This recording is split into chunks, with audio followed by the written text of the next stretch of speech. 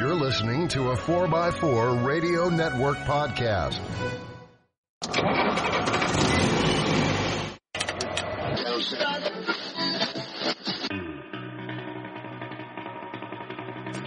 The Centresteer Podcast, a Land Rover podcast by Land Rover owners. Welcome to the Centresteer Podcast, the only Land Rover podcast on the planet. This is show number 53 for August 2017. This is a podcast by, for, and about Land Rover owners. Please visit our website, centresteer.com, C-E-N-T-R-E, the British spelling, to listen to previous shows and for show notes, which have links to stories discussed in today's show, of which we will have many. We're part of the 4x4 Radio Network, and I invite you to check out the other 4x4 related shows at 4x4radionetwork.com. Thanks for your comments, follows, and likes on Facebook, Twitter, and email. Special thanks to our Patreon subscribers, and especially thanks to our two new Patreon subscribers over the past few months. Explore More, who Charles has been on the show before. His parents wrote the book, Strangers Like Angels, and he has a podcast that is the audio version of the book. So if you want to support that, you can go out to Patreon and support him. But he's now supporting us, so thank you. And also to Eric from California for supporting us on the show. I have your address, and I will put a sticker in the mail today. At least I hope so. The show is also now available over TuneIn, and you can tell Alexa, play the Centresteer podcast.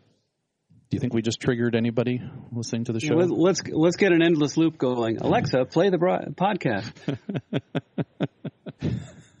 I like it. That's wonderful. I am your host, John Costage, and joining me from Western Pennsylvania, that's your cue, Harold. Oh, hello, I'm Harold. And also joining me from, we do this every month, don't we? You think we'd figure this out by now? Joining me from Vermont. Hi, I'm Morgan. And you are the purveyor of seriesparts.com. You should get that little plug in. Yes, I am. Providing sources for parts and suppliers and garages around the world. Like Switzerland. Maybe. That's coming. Maybe. I'll have to double check my database there. Yes. Our guests this month have attended the Land Rover Club of Switzerland's Jubilee, which actually now that we understand it better, it's the Jubilee which took place at the Land Rover Club in Switzerland. Laura Shacklett, who is a member of Texas Rovers and got to visit at SCAR, she talked with Nick Sonderer in Switzerland itself when she was there at the event. And we also talked with Sarah and Mark Caldwell, who are from Georgia, but they also attended the Jubilee in Switzerland. And they talk about the event itself and what happened and other such things. And those interviews will come up after the news. My Continental Overland trip is departing sometime in the future. I don't know when yet exactly. Maybe Harold can tell us anything new. When the truck is done. I plan to head northeast and then follow clockwise around the continent and posting pictures on the Centresteer Podcast Instagram account, which is Centresteer Podcast on Instagram. So check that out. Yeah, we're getting closer. Right, Harold? Whenever the truck decides to stop punishing me and making me work for it, it'll get done. Yeah, I think that's when the truck is done. That's when it stops punishing. It's making me work for it, though, definitely. Yeah, that's definitely. I was out yesterday. The roof is on, the back door is in, engine's in. So there is progress there. Oh, yeah. It's always progress. Yeah, I like what I've seen in the photos. And Eric, who is in Southern California, said that if we're ever out that way and we want to test drive a TD6 Discovery, to let him know. So since when I'm on my trip, I may make a point of getting out there, Eric, and stop by Southern California and maybe you. Is this the same Eric who's now supporting us on Patreon? It is not. Really? I know it's different. Yeah, different spelling, I believe. There's more than one Eric in California? Really? Surprising. Shocking, I know. Shocking, I tell you. How big a state is it? It's very small. It's just like Switzerland. There are bunkers and. Yeah, and it's far less than 10% of the American population. All right, let's get into the news, shall we?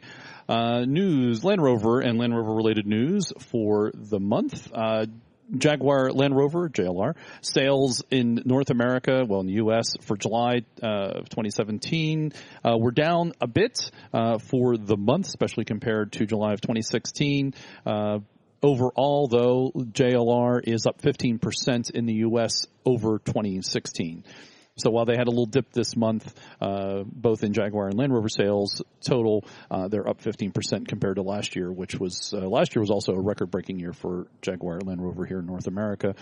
Some specific highlights. Land Rover sold almost 6,000 units in July, which is their second best July ever. The Range Rover itself had its best July since 2013, up 21%. In sales from previous July. The Range Rover Sport did well. There's no percentage there. The Discovery Sport was up 9% from the previous year. So, things are looking good-ish. And was last year the first year of Discovery Sport, or am I think that's about the right time. Am I misremembering? No, it Gotcha. was the last year. I'm just trying to remember what month. I want to say, did it start in June or May of last year, I think? That's... Something like that, yeah. Right. So I think that's finally why we're now starting to see Discovery Sport number comparisons specifically, because now they can do year to year. Things are okay here in North America, but sales were down around the world in the UK, North America, and Europe for JLR, but they were up in China 34%. So overall, Jag Land Rover worldwide was up 3.6%.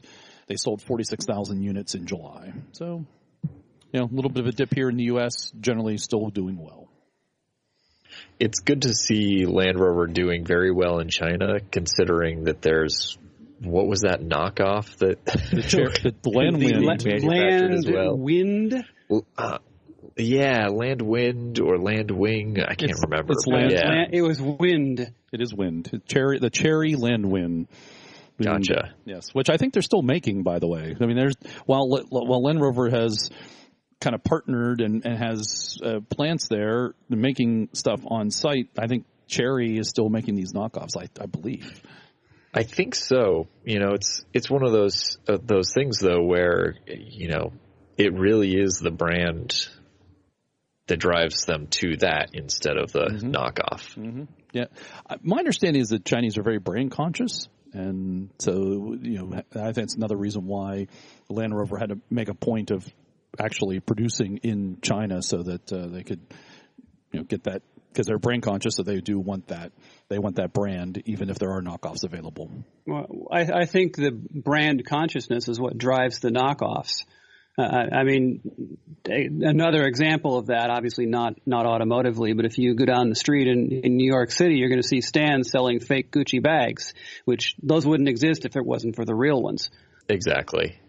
And my favorite from walking through Chinatown in New York City is buying Channel bags instead of Chanel.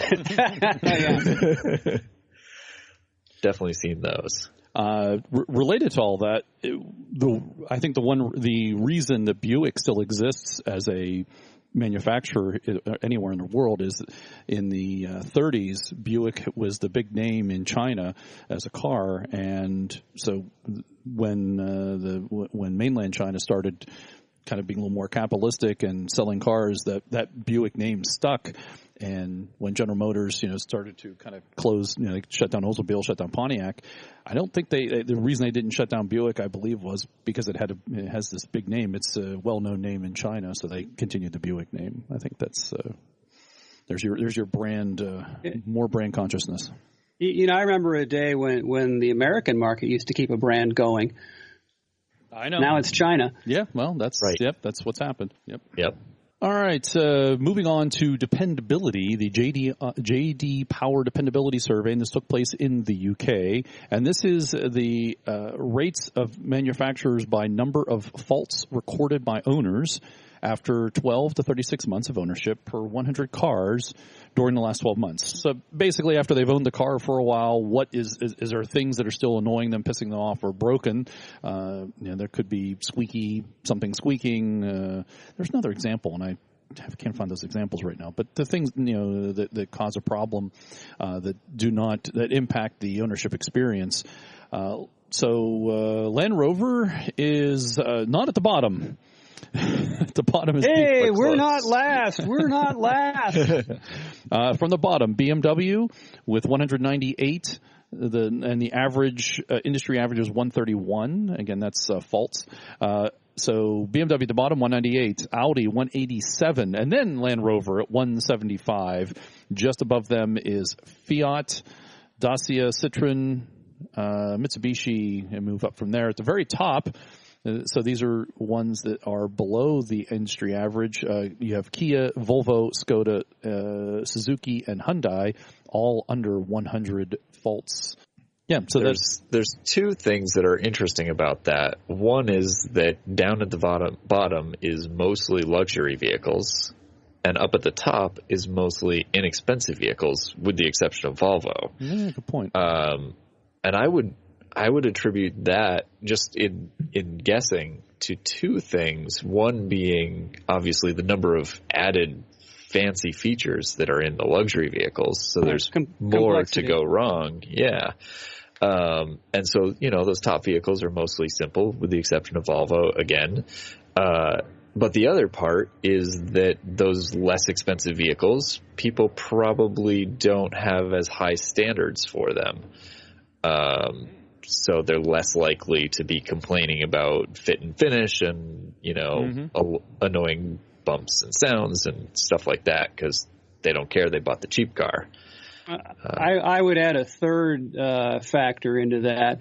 Again, with the exception of Volvo, the other brands that were mentioned are largely Asian brands, and that's just part of the Asian religion, if you will, is zero defects. They take that stuff very seriously. Right, definitely. Yeah, and I would also, I wonder I'm not terribly surprised seeing BMW at the very bottom, but I know that BMW is one of those companies who also sort of builds in all of their maintenance into the purchase price. I wonder how much that has to play with it, because you might have BMW owners who are just constantly taking them back to the dealer for small little issues because it's all supposed to be covered in their maintenance plan. Well, there's the things as I say, thanks for talking, gave me time to look at the article a little more closely again.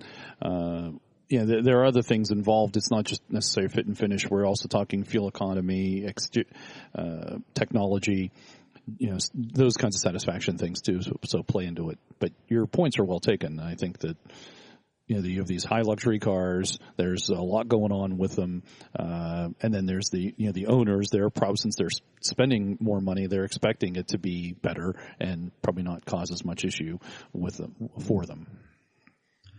Now I wonder what Volvo is putting in their air conditioning systems to get such good ratings. I don't know. Good question. I am a Volvo fan, but still. Are they still owned by Ford? No.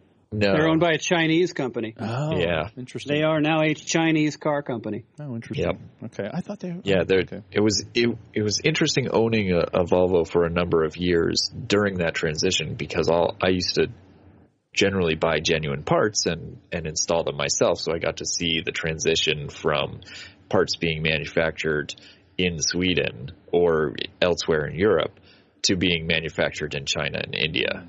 Still the genuine branded parts, but suddenly the country of origin started changing on the parts labels. Well, Land Rover, as we've seen reliability gotten better, and now dependability seems also to have gotten better, but they're still towards the bottom, which I think kind of fits with things I hear still anecdotally, right?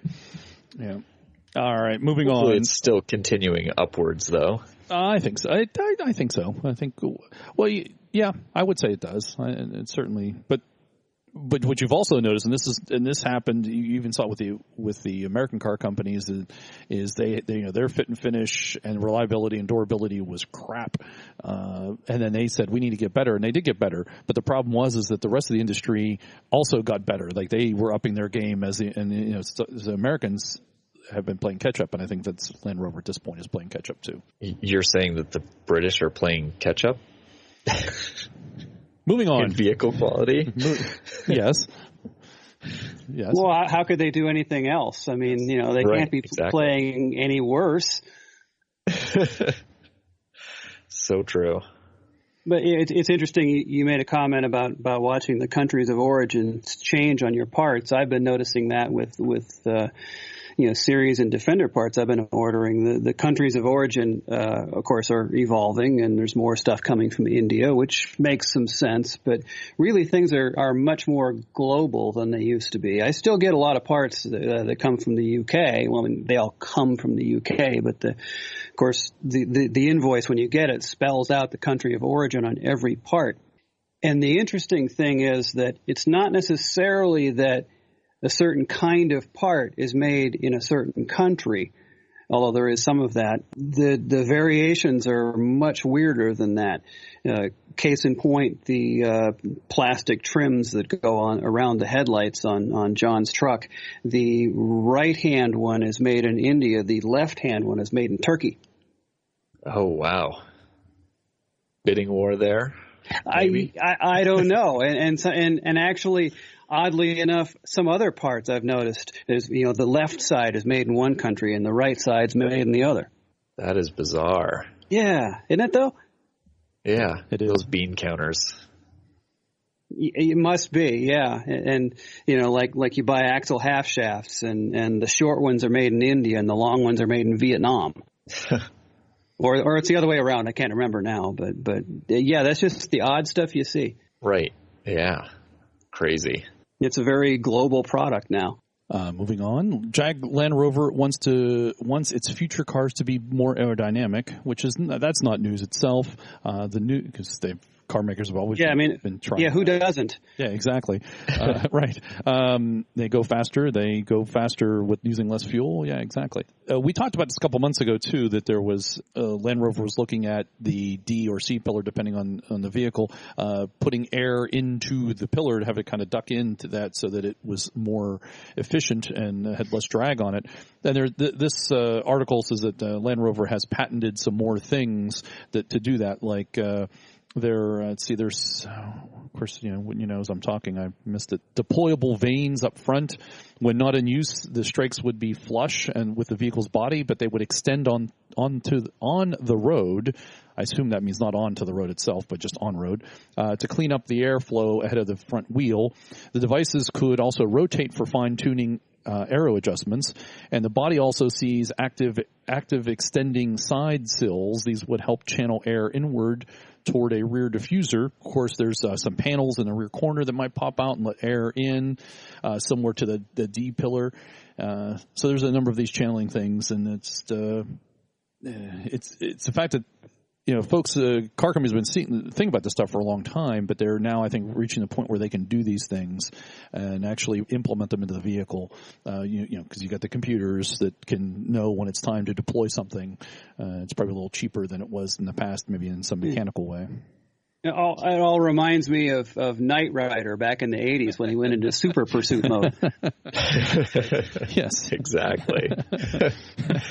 Well, and the other part of it is, we're sort of getting to the point where you have to pull out all the stops to get the efficiencies, especially for fuel efficiency, that we need, specifically for large vehicles like Land Rover's SUVs. They're not small, light vehicles that are much more naturally aerodynamic. Right. So they have to use a lot of tricks. Well, and the tricks become more and more important too, because aerodynamics is largely dependent upon speed, and so if you have a vehicle that doesn't go fast, you have to do more with what you have. Right, and it actually, some of these things that we're seeing, a lot of them sound, not all of them, to some of the racing circuit, but a lot of them come from technologies that they've learned through racing, and it kind of reminds me of. That's the best argument for racing programs that has ever existed. Yeah. All the cool stuff comes from racing. Definitely. And it reminds me of some of the Group B rally racing where they were pushing insane amounts of horsepower. And all those sorts things of were incredibly badass. They were so badass, but they brought us so many of the technologies that we have now, like all-wheel drive, and so much of that technology came out of the Group B rally racing. Well, I mean, the Porsche 959 that was developed for Group B but didn't make it in time before they closed the circuit down, but that had all the stuff that's becoming commonplace now was on the 959 way back when. Exactly. Yeah, that was an amazing vehicle. Oh, yeah. It's too bad he didn't actually get to run it in Group B, but Group B was only around for 4 years, and then they shut it down because they discovered that the cars were so incredibly efficient at killing people.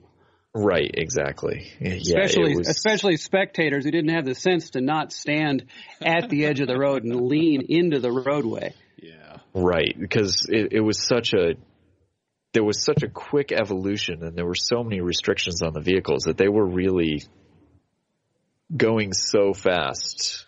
There was it was way too risky for the spectators, but they were still, taking classic rally mentality. Oh, right. You have a little bit of time to get out of the way. No, you don't. No, you don't. No, you don't. All right, the 2018 Range Rover Velar first drive. So the looks like Land Rover had an event in Norway, and a number of journalists got to drive the Velar there. And so we'll have a couple links to different articles in it. A couple things that I kind of wanted to mention from it was, at least for America, looks like there will be a turbo diesel at about $56,000. There'll be a supercharged V6, $64,000, and you can also get a turbocharged four-cylinder for about $50,000. Folks, I think this. So that's some specifics for it, but we'll have a discussion a little bit about Jerry McGovern, additional comments he's made, but I think this is a good example of what McGovern has been talking about with the design being equal to engineering with Land Rover at Land Rover, which is a change in their philosophy from the previous, up until Tata took over, and that was actually example. Mr. Tata's mandate, as I recall. I think this vehicle is a prime example of that. That's what this is the embodiment of all that coming together. You see a touchscreen display with two knobs. It's very sleek. The door handles pop out. And then versus being always visible and out front. So this is that vehicle. I think this is I'm very much a fan of design and engineering being on equal level. I think they should be equal. I just really don't want to see the day come when design becomes more equal than engineering. Mm-hmm, mm-hmm. Right.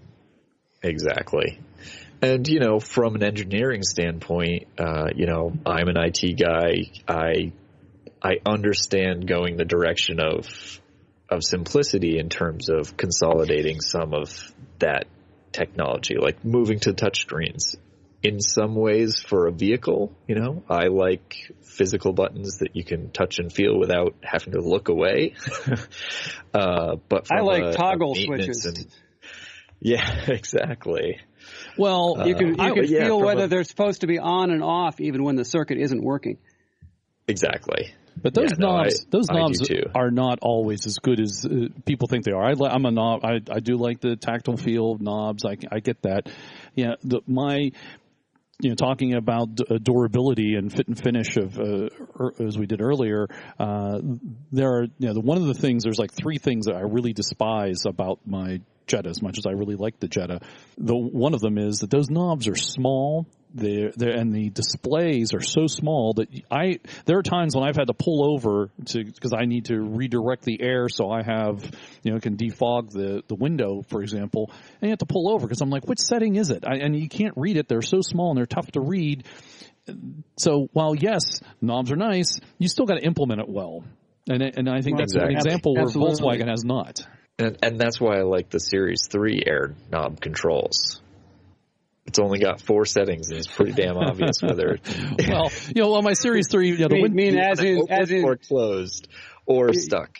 I was going to say your 4 settings would be cold, colder yet, and really cold.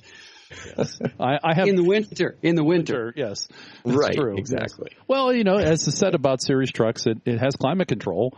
Whatever the climate is outside is the climate inside. It's controlled by the weather. Yeah. And it's speed referenced. It is. The faster you drive, the more the air blows. That's right. And I really like the wipers because they have 2 settings, on and off. Yeah. I thought they'd be off and broken. Working, not working. Yeah. Working, not working.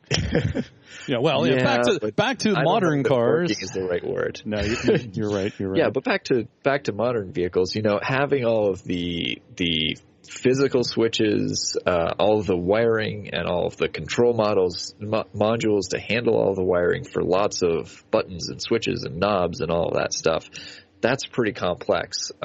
When you can slim it down to a single touchscreen interface that's larger, easier to see, can be changed. Changed after being produced too, which is the nice thing. Right, changed after being produced, so you can see what works well, what doesn't. It's much easier to just provide a software fix for a lot of the issues, and then you just have a generally more central computer that's controlling a lot of the things.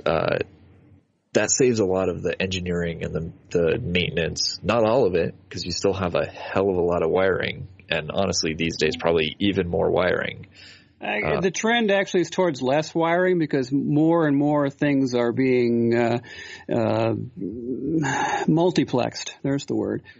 That's true. Separate control modules. There's like a station in each door, for instance, that handles all of the door functions, and so it's a simple, just one power wire and a network cable that links the door to the rest of the vehicle. Right. Yeah, and with the more modern bus technology used, it's definitely getting simpler. So in many ways, I like from both the technology and the design standpoint of those central touch screens and stuff like that. They're great till you have to try and fix them. Exactly. Well, and also, what's the durability and dependability of these down the road? I think that's another consideration is will it hold up to wear and tear and being beat on, if you're going to take it off road, the car is bouncing around on the rocks, over time. How do these things hold up? Will they still be able to function in the same way? Yeah. Well, I mean, I will say generally, if you look at tablets, unless they're actually dropped, like iPads and iPhones, they're actually pretty durable, and companies are actually now supporting older models for a longer period of time. It used to be that you bought a computer and a company supported it for maybe 3 years, and that was it. Now some of the companies are supporting them for 5 or 6 years. I think the technologies are getting much more durable, and it is in some ways easier to replace one tablet than, a half a dozen right switches and buttons. Oh yeah. And I know, but it's just for all of our techie information security listeners, which I'm sure there are more than I think. I know there's more than you want to know about. Yes, we're not going to talk about it, but I will at least let you know that yes, I know about it and reference it. That there is a major vulnerability to the process of cars and the CAN bus.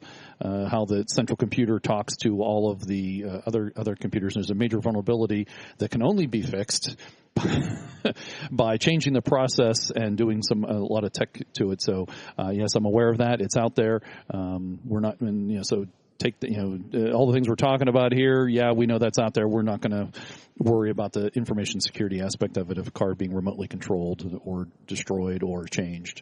So, actually, the CAN bus is quite secure as long as there's no radios in the vehicle. And that's part of this vulnerability is the fact that now this stuff is more connected and it's easier, and then there are no controls between the different devices, and the only way they see to fix this is to basically start over again, is kind of the short answer to that. One of the other interesting things, for my information security folks, of which I'm one, I know that's out there, will kindly ignore that for the time being. I prefer to just keep my modern vehicles locked away in a Faraday cage. So, well, a friend of mine who actually helped out with that, he was part of the team that helped with that G-Pack that took place between Pittsburgh and I think it was St. Louis. I messaged him about this, and he said, and I said, "Oh, this looks pretty serious." And he goes, "Yeah, it is." And I go, "Well, I know my Series 3 is safe."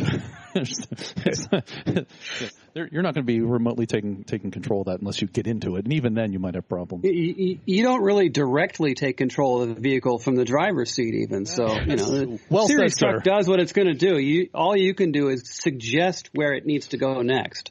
Exactly. You are absolutely right. Steering, slow acceleration, almost non-existent braking. It's. One of our friends says you don't drive a Series truck; you just herd it. Yes, that's right. And if you have no experience herding a Series Land Rover and somebody else is going to jump in and try to control it, good luck to them. Yeah.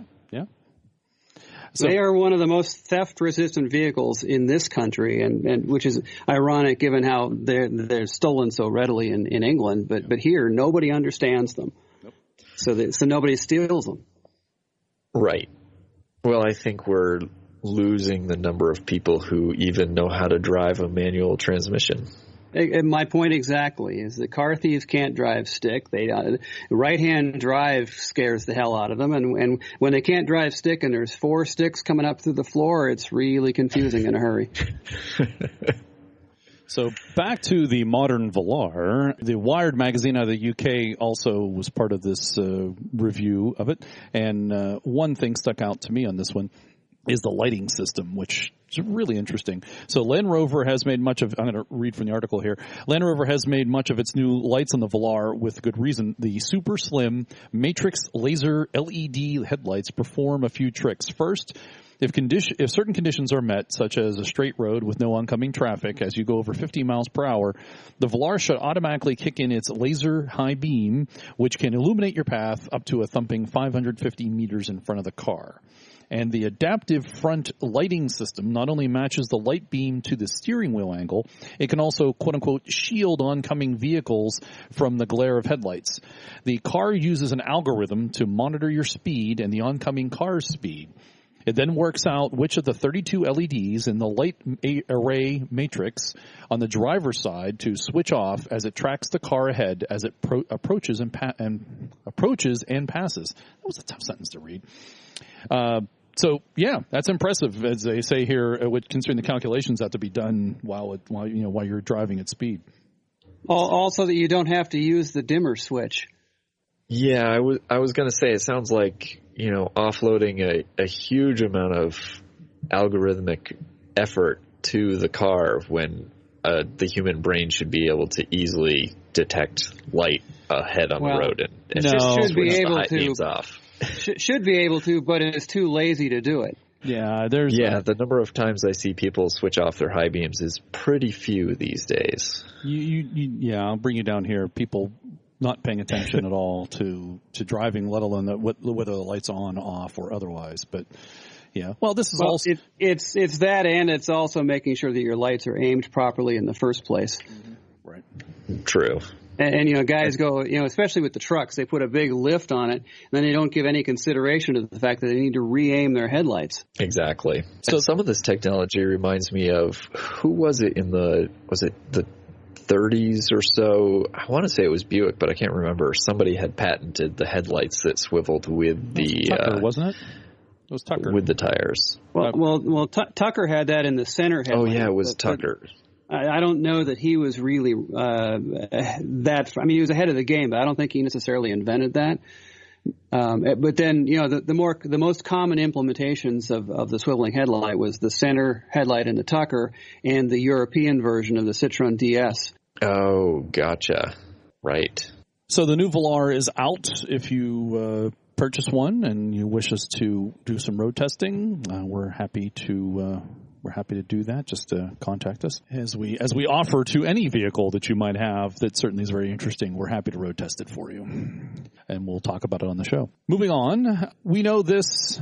We've talked about it before, but another article came up, and it's a little more further confirmed. So the Land Rover Defender might come to America in 2019. As I said, we know this is supposed to come to the U.S. Yeah. But it's been, least breaking news ever. But it's been further confirmed, I suppose, that we're looking at a 2019 production model. It is supposed to be offered in all global markets, which would include North America. And for our non-North American listeners, as you may, or well, you probably already know, it's the Defender's not been available here since '97, and so hopefully it's going to come back. And this seems to reprise all that. At least not legally.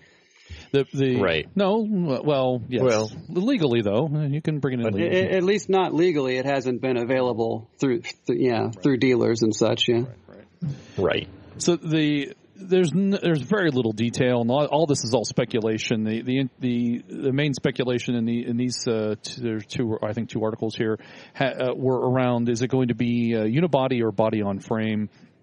And so I think it's basically the next big thing is how I would be shocked if it was body on frame. I'm in the. I think it might still be body on frame. I'm in that camp. I just think that you get.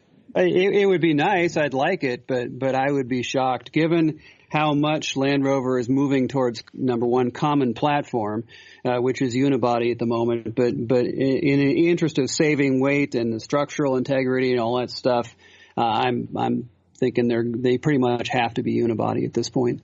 Right. Yeah, it would cost more for them to do body on frame at this point. And well, yeah, because all their tooling is set up for unibody, and like I said, it's the way they're going to save cost on this stuff is to go common platform. And as much as I really hate to see a 100-inch Defender because they already have the 100-inch covered on everything else, but they went to great lengths to defend moving the Range Rover and Disco into unibody, and for them to make a body on frame Defender at this point would be perceived as a big backpedal, and that's not what they do. Well, yeah. I guess I'm in the other camp that if they've talked about, and it's a number of times of having this, most likely, and it seems like they're going to. Maybe it's a better way to put it. It seems like they want to have all the versions that they had in the Defender having a larger size, having a pickup, having a 4-door, and having a 2-door, and they want to continue that in the new Defender range. It seems it would be easier to do that on body on frame than unibody, and that's. It's not undoable in unibody. It just makes the development cost becomes a factor. It just means that they would start with one model and then add others in the future. Right. I mean, I agree that it would be easier to make it flexible and reconfigurable in body on frame. I just can't see them doing it. Right. All right, well, we continue, obviously, in our Defender watch, and that's kind of the latest. Looks like we're still looking at a 2019 with a model with a 2018 debut, and so there you go. Well, we'll end the discussion, as we always do, by saying time will tell. And as we've been doing for the past several months, there have been a number of interviews with Land Rover's design director, Jerry McGovern, and there was another interview with him, and there's several of them, and we're going to talk about them as a kind of a group here. But I'll read off the titles here. The first one was Land Rover's design boss on Range Rover Velar and the brand's growth. There's one here about Land Rover's looking to expand the Discovery range. There's no plans for a 7-seat Range Rover, and Jerry McGovern says younger generation will drive forward-looking future design. Oh, there's another one. Well, what choice do they have? And Land Rover design director doesn't want to slaughter all the cows for car interiors. So we're kind of talking about all these as a grouping. So if you want to take a look at those articles, the one really want to read is the one from Autocar. And the subtitle here helps. This was Steve Cropley wrote the article and I guess did the interview. Jerry McGovern is feisty, sure of his mind, and never afraid to speak it, and his leadership has garnered a long line of design-savvy hits that have helped bring enviable sales growth. And so he talked to McGovern in London, in his London home, from what we gather here. As Harold mentioned, the one thing that came out of this, and confirmed, we've heard this before, but kind of confirmed with Jerry, is when Tata took over Land Rover, president CEO, I guess, of Tata came in and was like, hey, why is he's a car guy himself from Actually, it was Mr. Tata himself, the big cheese. Yep. And he's a car guy himself, and he wondered why is design and why is design reporting to engineering. And so I guess that was the first change he made, was have design and engineering working together and not one reporting to the other. Yeah, and I didn't realize that he was, trained as an architect. So in that way, design and you're talking about engineering Tata. are very much on a level plane. You're talking about Mr. Tata.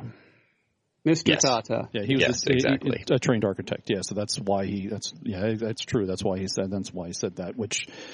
So I think that's why you've seen this revolution in Land Rover's design. And of course, the first one was the Evoque. Did I say that right? You did. Thank you. You did for a change, yes. McGovern did say at some point that he doesn't like the front end. The overhang wasn't right. He didn't go into any more detail, but that was the first expression of this. A chink in his armor. Because normally everything Jerry does is wonderful. Right. He didn't get the perfection he was after. Well, but I think he did get that in the Velar. I think that was the current expression of all that. And all these articles kind of, when you read them and you look at the Velar, you see all of that come together in the Velar. The modernist movement with simplicity and simple design and not a lot of in the cars world, not a lot of knobs and not a lot of things going on, but you can you have the displays that can handle all that. You see that in the Velar, the sleekness on the outside, the door handles mentioned before that as an expression of that, and then of course the materials on the inside, which is folks wanting to get away from using animal skins for that. So Tesla's doing, and now Land Rover's doing it also. Yes, we're going vegan. And which, since we're on this, the other thing I despise about my Jetta, so we have those knobs, is the seats. They have this leatherette seating, which is just horrible. Doesn't breathe at all. Yeah, and, fancy word for plastic. Yeah, exactly, right. And Land Rover's doing the same thing. They have a fancy word for some recycled plastic bottles that they have, but they're also using wool, which I thought was interesting. Wool is an English tradition. Yeah, that's really wool and walnut are what makes the British car experience. Well, and I will say, for your comment on having faux leather seats that don't breathe, wool is an amazing breathable fabric. Yes. It retains its insulating factor significantly better when wet. It breathes very well. It's naturally antimicrobial. So and it is a sustainable and renewable resource. It is. That is true. You cut the wool off the sheep and it grows back. Yeah, imagine that. You don't have to remove its skin. Right. The one interesting thing about all these articles and this was a good interview with Jerry, and of course the other articles, as I mentioned, there's never been a mention of the Defender, which, as we've just mentioned, is kind of Land Rover's roots, but it's also different, I think, than where Land Rover is now, and what's going to happen with the new version, what it's going to be. And there's no mention of that in this article, which concerns me a bit, because it's actually refreshing, because I get tired of hearing every time it's coming, it'll be great, it'll be appealing, you will like it. Because if they ask him, that's exactly what he's going to say. That's why they don't bother to ask him anymore. How is that impacted by his thoughts on design and engineering being one? Where are they, and how's that working out? I mean, those questions should have been asked as part of this, because they are very relevant, and I think to inform us as to what the new Defender might be like. Is it not mentioned because maybe engineering is maybe slightly a little higher in the discussion for the new Defender than is design? It's possible that the Defender might be led by the engineering folks, and then the design may come in. Or is there really going to be, these synergies, as he likes to use that word, going on with that model? That should have been asked, even if he just does say, you're going to like it. Maybe probe him a little more, because clearly he was open to discussion on many things and said some things. Ask the question, see what he would say, and maybe ask the pointed question: where are you on the Defender? How much are you involved in its in the design / engineering aspects of it? On the other hand, if engineering really is still at the forefront of the Defender development, maybe he just doesn't want to talk about it. Yeah, because he's sore because he's not being revered on this deal. It's very possible. I think he would probably not want to talk about it anyway, just because he's trying to talk about his newest baby, the Velar. So. Right, and toot his own horn and show the justification through all the increased sales justify what he's done to the design of the product. And the Defender has no sales history yet, so it doesn't meet his ideals right now of proving his point. Exactly. He also indicated that Ian Cullum, who is his opposite number over at Jaguar, that he and the JLR president, that's Spaeth, right? Ralph Spaeth, they get together once a month and talk about the cars and the models, because there was the question about, did the Velar and the F-Pace being on the same platform, and the way he kind of indicated was that the way I took it, Velar was started maybe before the F-Pace, but then the F-Pace, Jaguar needed some money, needed an SUV, so they rolled that out first. Well, they think Jaguar needed an SUV. I don't agree, but yes, I see your point. Yeah, and it sounded like he was maybe a little hurt by some of the discussion saying that the Velar is built on the F-Pace platform, that he wanted to sort of clarify, no, well, this is sort of... He wants the credit. Right. He wants the credit for it. But there were synergies. Yeah, absolutely. Yeah. It is still a shared platform. I mean, which is okay. It's okay to share platforms as long as it's not obvious that you did it. Exactly. I mean, like General Motors with the X cars in the early 80s. And he also mentioned in a different article that the brand has the ability to stretch, and he was referring to the Discovery. We have I know you guys know all this, but we have the Range Rover, we have the Range Rover Sport, we have the Velar, we have the Evoque, and right. And now in the Discovery, we currently have Discovery and Discovery Sport. And with the Velar coming out, it seems like there's room in the Discovery range to have another model. So that's something to potentially look forward to on the Discovery side, which is going to which also may possibly inform the Defender. Will there be a Defender, and then will be a Defender Sport? Will there be different grades of them? Will they call it a Defender Sport? I don't know, but these all things kind of factoring in. You'd think they would have one they call a Sport. Will that be the? Yeah, I would think so. It seems so logical. It does. Will that be the smaller one? Will the 110 be the Defender, and the 90 be the Sport then? Well, if I were doing it, that's how I would. Yeah, that maybe happen. And then there'll be a Defender Velar. I hope not. I really hope not. I mean, if you got to have a mid-grade Defender, that's great, but pick a name. Yep. And Jerry has definitely got this interesting obsession with filling in all the white space. And I'm sure that some of that is the bean counters and the marketing side as well. But there's that, but it's also an opportunity for him to design more product. True. Very true. Yeah. And more accomplishments in his portfolio, you might say.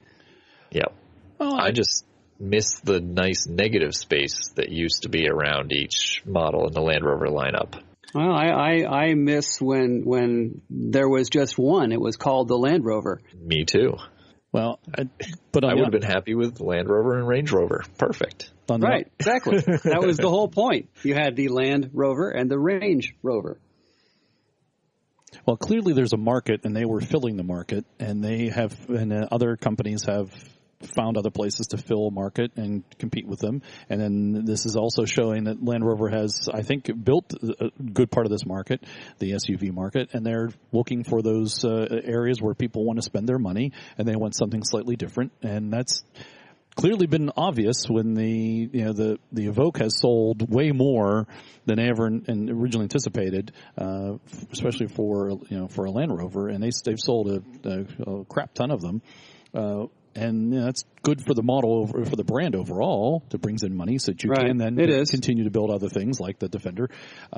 So while, yes, I see all your points, there's people out there wanting to buy, and why should they not try to fill those markets? And hopefully that gives them then some room to allow to build things that we might like and a little more in our area, which are also niche to be candid. That's what Volkswagen does. That Mercedes does it.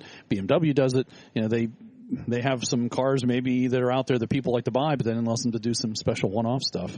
And I guess other car companies do it too. The question in my mind is that there's a certain cost involved with developing a new model, and maybe it boosts sales to have that new model, but if they took the amount of money they spent on developing that new model and marketed the ones they had more completely, what would the difference be in sales? Right. Yeah, there's a huge cost in designing and building out the manufacturing side and everything. Well, I see your point, but I get that that there are people out there who want to buy something, so you're going to make more things to give them choices, but how about if they just knew more about the stuff that already existed? Maybe they're not buying because they don't know. It's very possible. I don't know. I see lots of Land Rover advertising. But the Land Rover advertising you see doesn't really talk about the product. You see a guy driving through dunes with a bunch of guys in the back. Which is great, but it doesn't really talk about the product.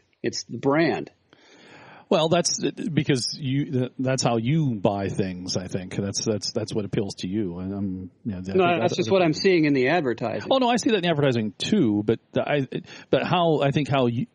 way to appeal to Harold to sell something is to show a certain set of criteria and to show capabilities and to show certain things to sell to someone else may not be the same way. Because that's what matters to you, right?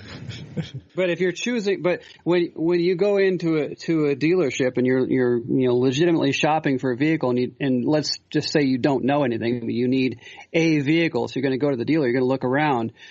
Somebody there is going to tell you about each one and what its details are. That's going to drive your decision at some point. But you need to get people. That's the whole. You said it. You need to get people in the dealership. So that's marketing's job is to get people in the dealership. Then they're going to turn over to the salesperson. Right, but you could talk product at the same time and get people coming in to see that particular product. And the flip side is that I think companies are finding that buyers these days are not necessarily sold on what features and abilities vehicles have. It's more on the design and feel and side of it. I think that's what's wrong with the car buying public, by the way. And I agree. And I've actually found that a lot of the dealerships around here, most of the sales staff are actually not all that knowledgeable on what the vehicles offer. Now, part of that is probably because I'm a car guy, and so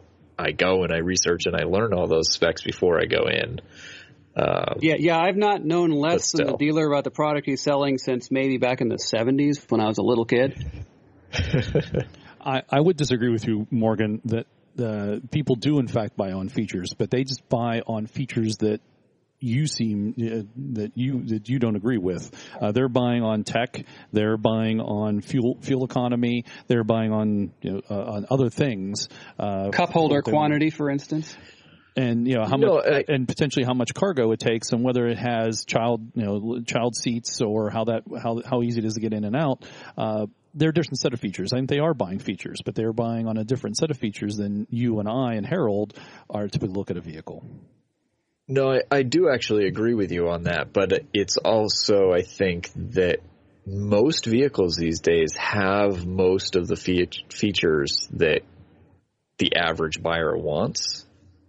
So very few cars are they really, aside from price, maybe a little bit on fuel mileage, but so I still back, think so now that's you're back, not a now you're back to selling one. the brand. Now you're back to selling the brand. Then, so what's the differentiator? Right. Differentiator is we have this heritage. You can put 7 guys in it and outrun a tornado or whatever that was that storm. Now you're selling a lifestyle. You're selling a brand. You're not they're doing the things that you're talking about. Right, and that's what I was saying, that I agree with Harold that I would prefer that they didn't come out with so many models that filled in extra gaps and instead spent that on marketing to sell the vehicles, fewer vehicles overall and sell on the features. But I think that, people are now buying more on their impression and their feel of the vehicle. So on the design and lifestyle side, than on the features themselves. So, well, there you go. At least in this market us. segment, maybe. But you Right. know, on the other hand, a lot of manufacturers have very product-targeted commercials, like, for instance, the minivans, where they show you the doors that open by themselves and that sort of thing. Right. Features. Yeah. All right, so finally, we're going to talk about Land Rover. It's not Land Rover related, but it kind of looks like a Land Rover. The Bollinger Motors V1 prototype is an all-electric sport utility truck, and this looks pretty badass, actually. And honestly, this is if I was designing the new Defender, this would be it. Yes, agreed. That was my thought as well. It's future technology. But it still looks like a Defender. It's very boxy. You can take a look at the picture in the show notes with the article. It has a two. It's boxy, but the corners are rounded, just like a Defender should be. Yep. Has a 60 kilowatt battery that gives you 120 mile range. It has a 100 kilowatt battery that can go for 200 kilowatt miles. hours, by the way. Oh, it does. There's the H there. Thank you. Kilowatt hours. The dual electric motors put out the equivalent of 360 horsepower, 470 pound-feet of instant torque. It is from the Bollingers in New York, right? Yes, upstate New York. Yeah. Yes. Their goal is 10,000 to 20,000 units sometime in 2019. When the new Defender comes out, by the way. Clever, isn't it? Yes, yes. Well, that we've talked about this before. There is a market and there's competition for the Defender. You know, it's here happening in the U.S. And what I think is interesting is their marketing, some of their early marketing stuff that I've seen, their promotional videos and stuff. They're really trying to appeal to contractors. There's onboard power tool outlets on the vehicle, and the fact that the really cool thing is that there's a tailgate in the back, like you'd expect, and there's a tailgate in the front. And there's a tailgate in the middle, if you will. You can drop this panel between the passenger and where the engine would be on a normal vehicle. And then you can open up the front grille and you can slide long lumber right on through. And they actually tell you in the specs how many 2x12s it will carry, how many 2x4s it'll carry, and what lengths. Cool. Impressive. Yeah. Makes it sound great for overlanding if it had a longer than, a couple 100-mile range, but but again, that's really what we keep talking about with electric vehicles. That's the big obstacle. But then again, here in the U.S., it's becoming less of an obstacle because there are now charging stations within, a couple 100 miles. Right. For speed of the recharge is still the limiting factor there. You're going to be a while charging it. You can't just pull up to the pump and pump some electrons into your battery. Yeah, you're not going to be there for 5 minutes. I think no. Tesla. I think, but it could be more the kind of situation where you just sort of show up. Maybe you go and eat some dinner, or you grill up a meal. Right. Well, they're working, and they are working on a faster charging. It does. Tesla says you can do 80% of the battery in 15 minutes, so it's not. It's definitely better, and also if you think about who they're targeting in their initial promotion, contractors and work truck guys, they don't drive long distances typically. No. Right. If you're going to use it as a work truck, for instance, but the interesting thing technically about the way they designed this vehicle is that everything fits down between the frame rails, which keeps the center of gravity very compact, but also it gives you that room on top of the frame to slide the lumber through and do all the stuff that I talked about, because there's no batteries, no motor, none of that stuff's in the way. Everything is down low between the frame rails. Yeah, that is brilliant. Yeah, it's great. And it should be kick-ass.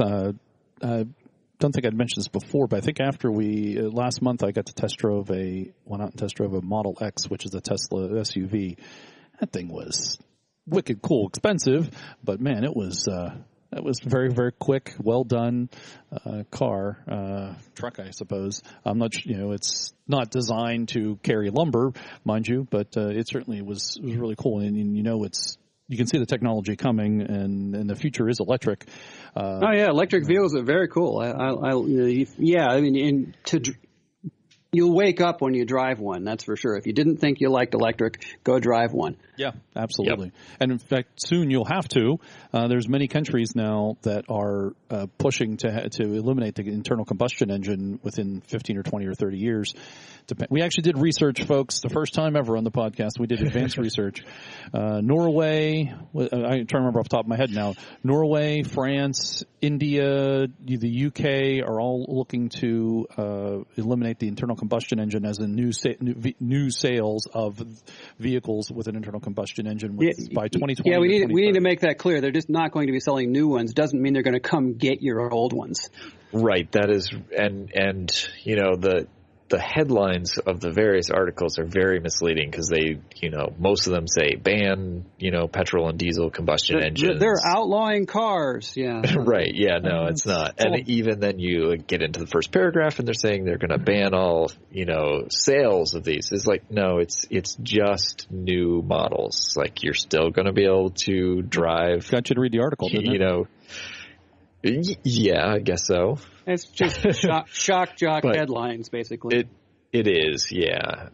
Which is a shame. I mean, I know that's where our society sort of is at this point, but yeah, it's always, you know, we're going to be able to keep driving our vehicles. We're going to be able to still keep selling our, you know, older used vehicles. Well, but the interesting thing about the thought of that is as you make that switch, and yes, you're still going to be able to drive and still have an internal combustion engine, but at some point, you know, what's going to happen with the having the availability of having gasoline or diesel as you go about and do things? Because as you make the switch over and you know, your gas station then becomes a fuel station truly and has a electric charger in it, as an example, versus having diesel. You know, when does that switch over? Are we going to, in one point? Actually, I think it's going to put the gas station business out of business because people have charging stations where they park. They're not going to pull in and fuel up on electricity. I think it's going to put those guys out of business, and it's going to become like a specialty store where you buy a 5-gallon can of fossil fuel for your collector vehicle. Yeah, I think honestly it's probably going to be more like your auto parts stores are just offering to sell the, you know, gallon cans, like you say, along with all of your motor oils and stuff that your electric vehicles are also not using. And, you know, you're most likely going to charge at home and at the grocery store or something like that. We're already seeing that where grocery stores are popular places to install or at electric work chargers. Or whatever, yeah. Or work, yeah, exactly. There's going to be fewer. Yeah, I think we're going to see. I don't know that we have the death of those snack shops. As long as we don't go back to buying our gasoline in quart bottles at the drugstore. Yes.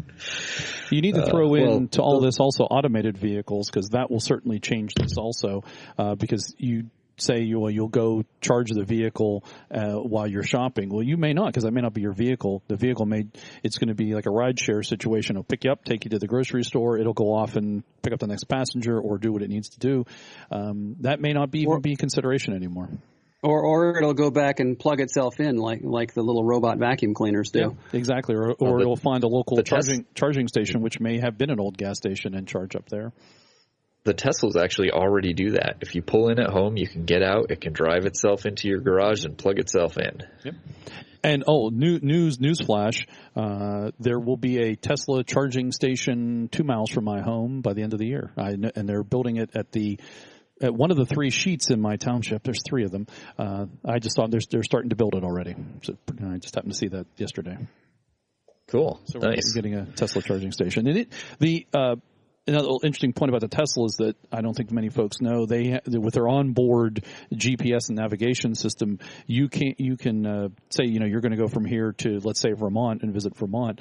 And it will map out the route for you, considering when you need to charge. So it may tell you to, you know, drive 2 hours first, stop and charge, and then you drive for maybe 8 hours or something after that.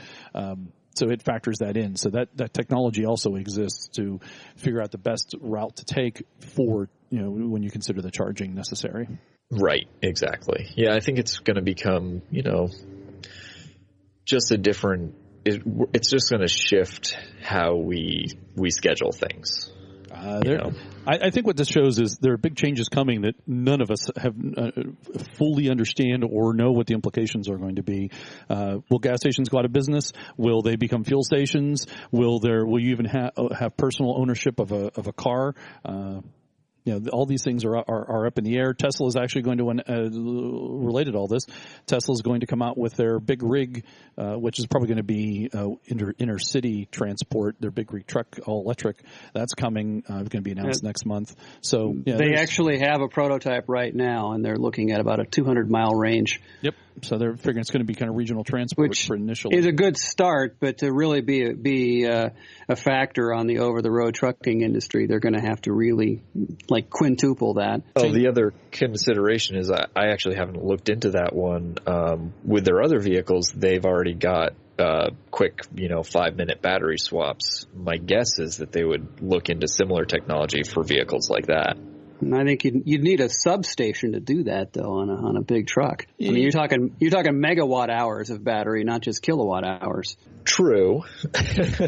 I will say that those of us with diesel engines will probably be better off in terms of longevity of running vehicles, past the point where most people are running electrics, because you have a much greater option in terms of what fuels you can run in it, many of which you can basically produce at home.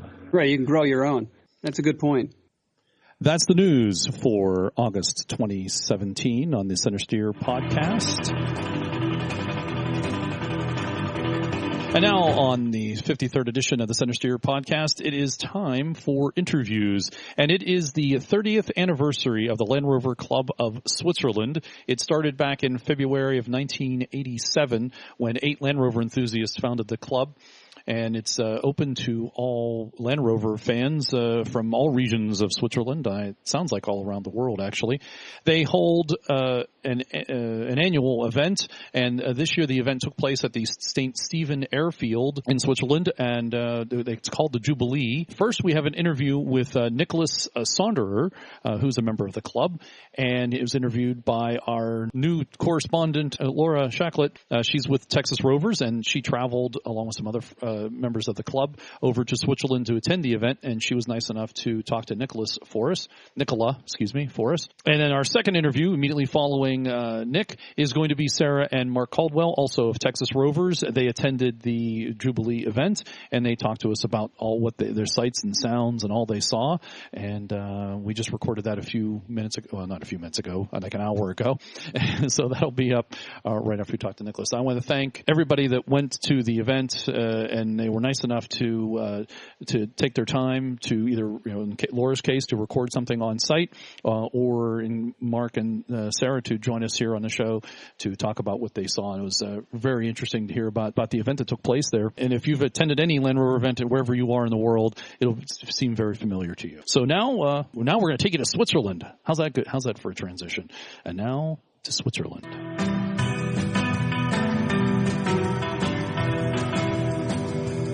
I'm here Monday with Nick in Switzerland. I met Nick at the Jubilee. It's a sponsored event by the Land Rover of Switzerland. And I met him and asked him if I could interview him and just get a few questions and learn about him and his Rovers and what brought him to be a Land Rover enthusiast and to find out any of his journeys that he's done. Nick, welcome. And if you could tell me what Land Rovers that you own. I own a Series 3 88 Land Rover, petrol. That's my first Land Rover. I still have. It's not on the road actually, but it stays with me for the rest of my life because it's the first one. And I own a 127 V8 from 1985. 1980. Yeah, exactly. And then what do you do by the day? Your occupation? I'm a mechanic.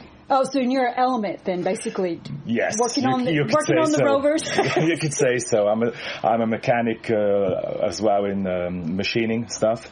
Okay. So behind yourself you can see a lathe. So that's my trade too. Basic trade. So okay. You could say I'm a mechanical engineer, but I can machine Machine too. So metal. you do any fabrications too for Land Rovers? Yeah, it can happen, yeah. Okay, you mentioned your first Rover. What made you get involved with the Rover? Was it as a child, or was it, family had it, or just always seen them and wanting them? As a child, every farmer used to have one because the Land Rover was just, it rules in Switzerland. Every farmer would have a Land Rover, and later on I got stuck in winter with my car. A Land Rover passed by. He didn't get stuck, and I said, I want a Land Rover. That makes perfect sense. So the Land Rovers are really big here, and throughout Europe, just because the farmers utilize the Rovers, they can get anywhere, and with the weather that y'all have. And you used to have a shame when you get into the army. Right. From day one, you had to give 5,000 Swiss francs from your own money. And the rest of it was the army, and you would do all of your service life driving your vehicle. Okay. And when the service is over, the vehicle is yours. Oh, so, you get to keep the vehicle. Yeah. So and what could happen if the Russians would attack us? Let's say, the army could say, you have to come in with your vehicle. You could be called in with your vehicle, but that made Land Rover very popular as well, because a lot of farmers or little businesses, there would be one of them, the sons usually, who got into service. That was in the 60s mainly. 60s, okay. Yeah, it's no longer like that anymore, but it used to be like that in the 60s, and that was a big argument for having a Land Rover too, because you go to the services for your basic training. After that, every year you go for 3 or 4 weeks. You start the service with servicing your Land Rover by army mechanics, professionally done. Right. Okay. You do your 4 weeks of service, and at the end, another service, and you go back home, do it daily business. A year later, you come back, service, army, service. It made perfect sense because you had a real good vehicle. And the army had a driver with his own vehicle who knows his vehicle.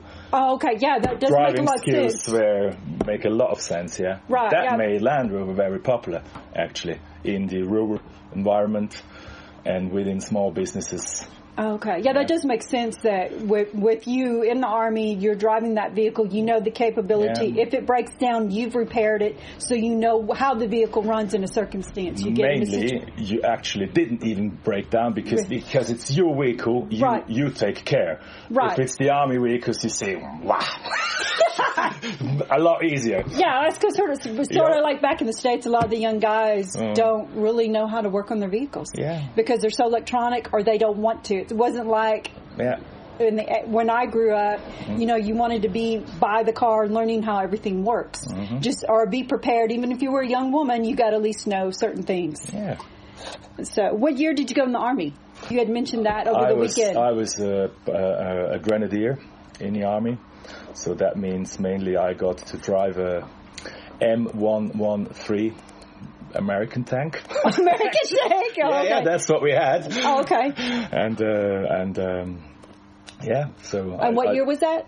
Did you go into? I went from 92 to when they finished about 2000. 2000. Oh, you served a long time. Yeah, but you're not always in the Army in Switzerland. We have a different system, actually. Oh, okay.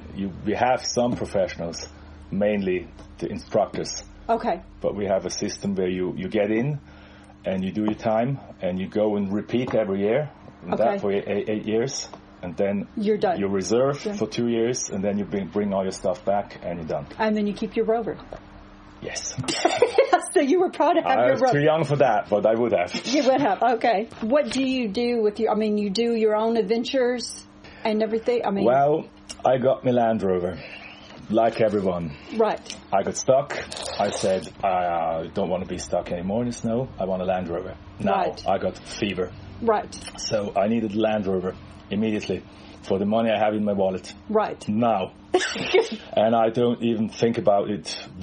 It just needed to be a Land Rover. Right. Running, MOT, you pay, you put key in, you drive.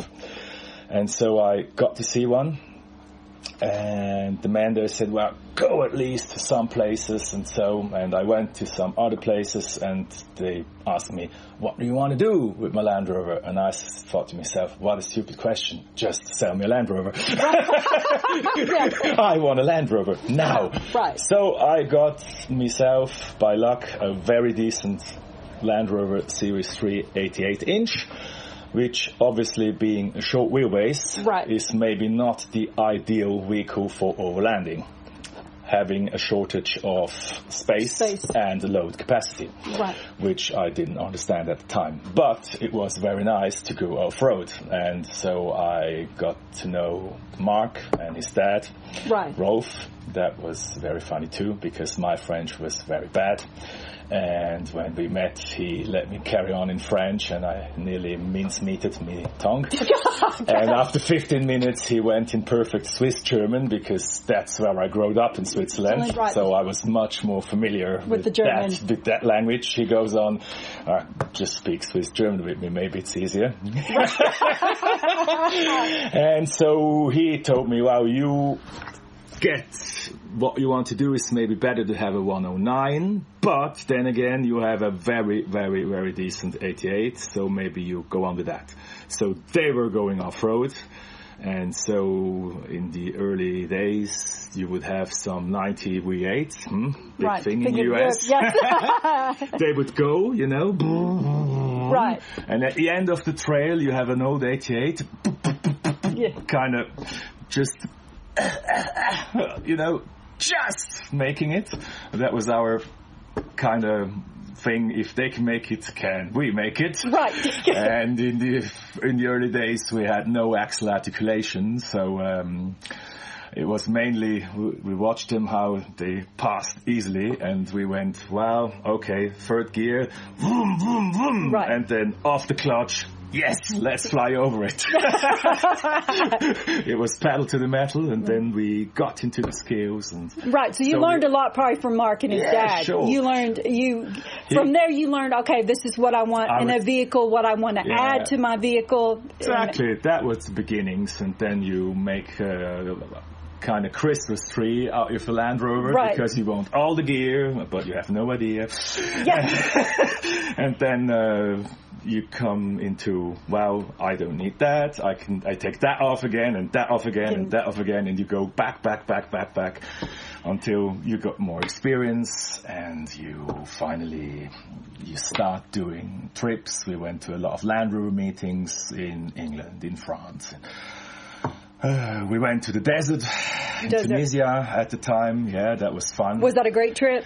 Yeah, it was nice. It was a great trip. An experience. It was a great trip. It was we were two vehicles. One was a 110 TD5, brand new, and the other one was a 1982 short wheelbase Land Rover, diesel, petrol, long wheelbase, short wheelbase. It was good. It was really good. So we did quite a lot of trips. We made a big long trip around the UK, about 4 months. With my wife, we had big plans where to go, and then we had a look at our budget and said, okay, maybe too big a trip for the budget, so what can we do? What would we like to do the most of the whole trip? Well, we want to see Scotland, want to see Wales, we want to see England, we want to see Ireland, and all the Land Rovers who live there, because there are a lot. Yes, it's very lot. There is a lot to be seen. And good beer. And a lot of good stuff, and so we finally went there for 4 months. 4 months? You did touring. Like a 4-month holiday? We made like a 4-month sabbatical, let's say. Right. And you were enjoying life. Oh, yeah, totally. Living in the moment, creating memories with your wife. Exactly. And we're still together. Still together? 26 You years. met a woman that likes the outdoors and camping. Yeah, she said the very day I brought this Land Rover, I hate this Land Rover. It's got more power upon you than me. And I said, well, you better get used to it, or you need a new guy. That's a lot like that in the States, too. I said right from the start, get used to it, or have another guy. Land Rover's going to stay. And so she went first into the Land Rovers of Switzerland board on the committee. When did you guys actually join the Switzerland club? We joined them we joined the club in 1997. we got on the board in 2000, 2001, and we stood on the board for 12 years. 12 years, yeah, wow. She went 12 years, she did the website, and myself, I did event support, I did technical advisor, and I did 6 years of chairman, you could say. Chairman, okay, like call it boss. Boss. Ours is the president, so I guess. Yeah, it's president, yeah. Exactly. That's what it was. And then you do, because like at Texas Rovers, we plan a lot of events, weekend trips, or sometimes we just do, let's get together for dinner, because in the summertime in Texas, it's just too hot. But, exactly. But then a lot of times we'll try to do like road trips and everything. So you're similar too with the club? Yeah, what we did is we made trips, let's say, a classical one in 2008 for a Land Rover anniversary. Right. We went with the whole club with Series 1s running. We took 6 series on their own wheels to the Land Rover World Show at East Newcastle. So we made, let's say, a trip up there. We did the show together, and then everyone went his own way, but some of them in pairs, and then got together for the journey back home. Right. Or we have journeys they went with series vehicles in the Tunisian Sahara. So we had kind of 5, 6, 7, 8 series vehicles, but with more modern vehicles as backups as well. So things like that. Or we go often to international Land Rover meetings. Let's say when the Germans or Norwegians or Swedish Land Rover clubs, Dutch. Right. We go to them to the anniversary parties. Right. Bigger trips. We go every year to, let's say, Luxembourg, because that's it's let's say a kind of normal distance for what we are used to. Right. Yeah. And then we have the monthly club meetings, of course. Yeah, we have those too. Weekend activities within Switzerland, or we go together off-roading. We have, let's say, a group of people who like to participate in things like the Super Carpata Trophy in Romania, or the Croatia Trophy in Croatia. So more, let's say, competition off-roading. Right. Not rock crawling, because we have rocks, but we're not allowed to crawl them. Yeah, that's something Mark had mentioned, that you guys really can't get off beaten path. We're back, like, we've got off-road parks in Texas, or like in Colorado and Utah, we can actually do off the beaten path. If we can go off the beaten track in Switzerland, or we can get hold of Army grounds, which is very difficult. Right. And we can go to pay-and-play sites, but which are located outside of Switzerland, so mainly France and Germany, or Italy. And if we can go, let's say, off-road within short distance, mainly someone can get hold of a quarry site for a weekend. Okay. And then we can go there and play. But it's never ever the same thing like if you go to proper off-roading, because that's where you usually get to test your technical skills, learn things. Now, do you all in the club, like if you have what we call newbies, like someone who just bought a Rover, do you all provide training? That would be me. That's me. Okay, so you're the trainer. I'm let's say, mainly the start of the club was they were meeting to get together technical help. Right. And exchange informations about trips, overland trips mainly to Northern Africa. Northern Africa? Yeah, okay. Most of them, went to Algeria, Libya at the time, and then off-roading was not really their thing. But then again, when I got on the board, I said, if you want to use your Rover properly, you need to know how to run it off-road, right, and how to operate it in off-road terrain. You need to get to know your transmission. You need to get to know your vehicle. Right, because even with y'all's snow, you need to know. Exactly. And like back in the States, I have a coworker, and he drives a Range Rover. Of course, it's a Range Rover soccer thing. But the few times that we had snow, he'll comment coming to work, I was the only one that could keep going because he was in a Range Rover. Everybody else was sliding and slitting. Exactly.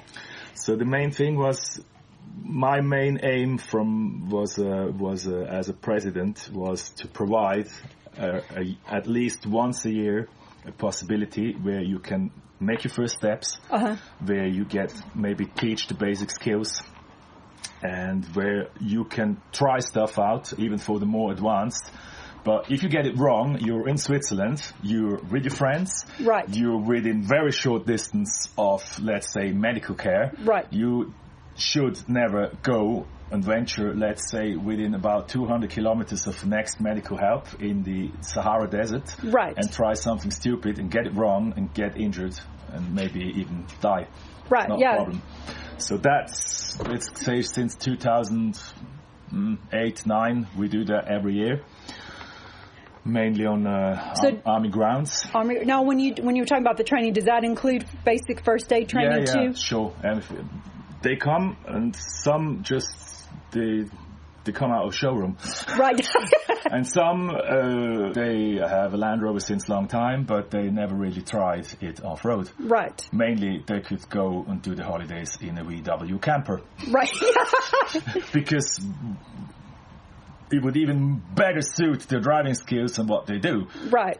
It's more economical, it's got more space and stuff, but that's the point. I want to go and do, let's say, an overnight stay somewhere in the wilds. Right. So it's more interesting to go where the campers can't go. I mean, the camping vans. Or caravans. Vans, even, right. First of all. And that was the aim. So now we have that, and we teach them. It's basic, yeah? Basic. As slow as possible, as fast as necessary. Keep all feet on the ground, yeah? Right. Like you say, and don't avoid wheel spin. Right. Walk ahead. Yeah. No. It's really easy. It's not complicated, yeah? Right. And how many members are in the club? Do you know? I know you're not on the board, but... Now we are over 500. 500 members. I can't say exactly, but we're over 500 for sure by now. Yeah, it's got quite big. And then you do the Jubilee, you do the, I guess it's... Every 5 years. 5 years. It's more, it's not a Jubilee, but it's a celebration from the date the club started. We call it the Jubilee, yeah? Jubilee. Oh, so it's every 5 years. Every 5 years we do a Jubilee event, yeah. And then you usually get people from just all around the world. Yeah, we got some Americans this year. If we could have drove on the water, we could have gotten a little furthest. We did come the furthest, but we didn't drive the furthest. Mostly the furthest drive from Norway or Sweden. We get all times English. We get our neighbors, France, Germany, Austria, Italy, of course, but Belgium. We had 2 weeks ago a serious meeting that was international. The furthest travel was from Spain, and he traveled from Spain with his lightweight Ligero. Right. That's the lightweights that were built by Santana in Spain. Spain, okay. So that was quite a harsh ride. But he did it. He did it, yeah. And we get friends from all over Europe, and we had even someone from Namibia attending this year. Okay. Let me ask you another question.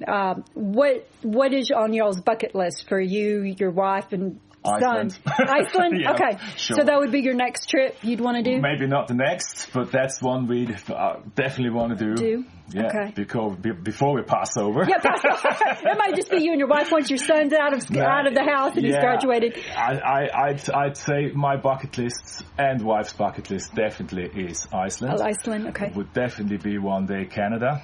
And if you come to Canada, you got to come over the States. Of course. I'm just afraid to coming because I think I like it and I never come back to Switzerland.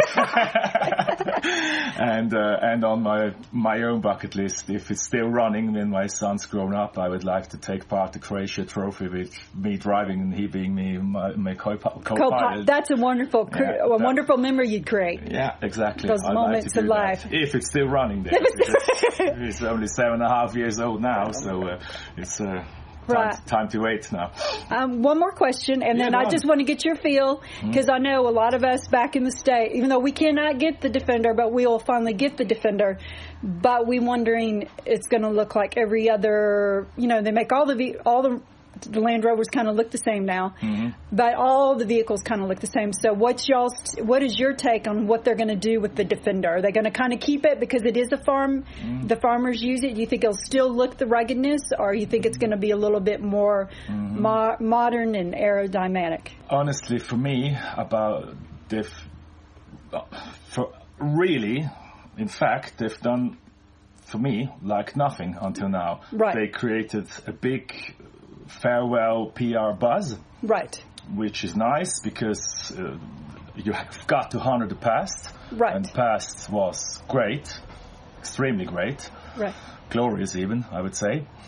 But the future, they're talking a lot about connectivity, and I just like them very, very much to stay connected to work. The work vehicle. Because not everything in life can be just done by an app on a smartphone. Right. In the end of the day, you got to take your hands and do something, and you need a real vehicle for that. Right. So I just hope, sincerely hope, they don't forget that. Because you still need a work vehicle. Even back in the States, we have trucks because you got to have that for the farmers, the cattle ranchers. So I just want to keep it a working vehicle. We have enough premium vehicles by now. Yes, we do. And they're nice. Yes. Don't think I'm saying they're not good. They're really brilliant. But there's still a lot of people who just want to... I just like something that is really practical for work.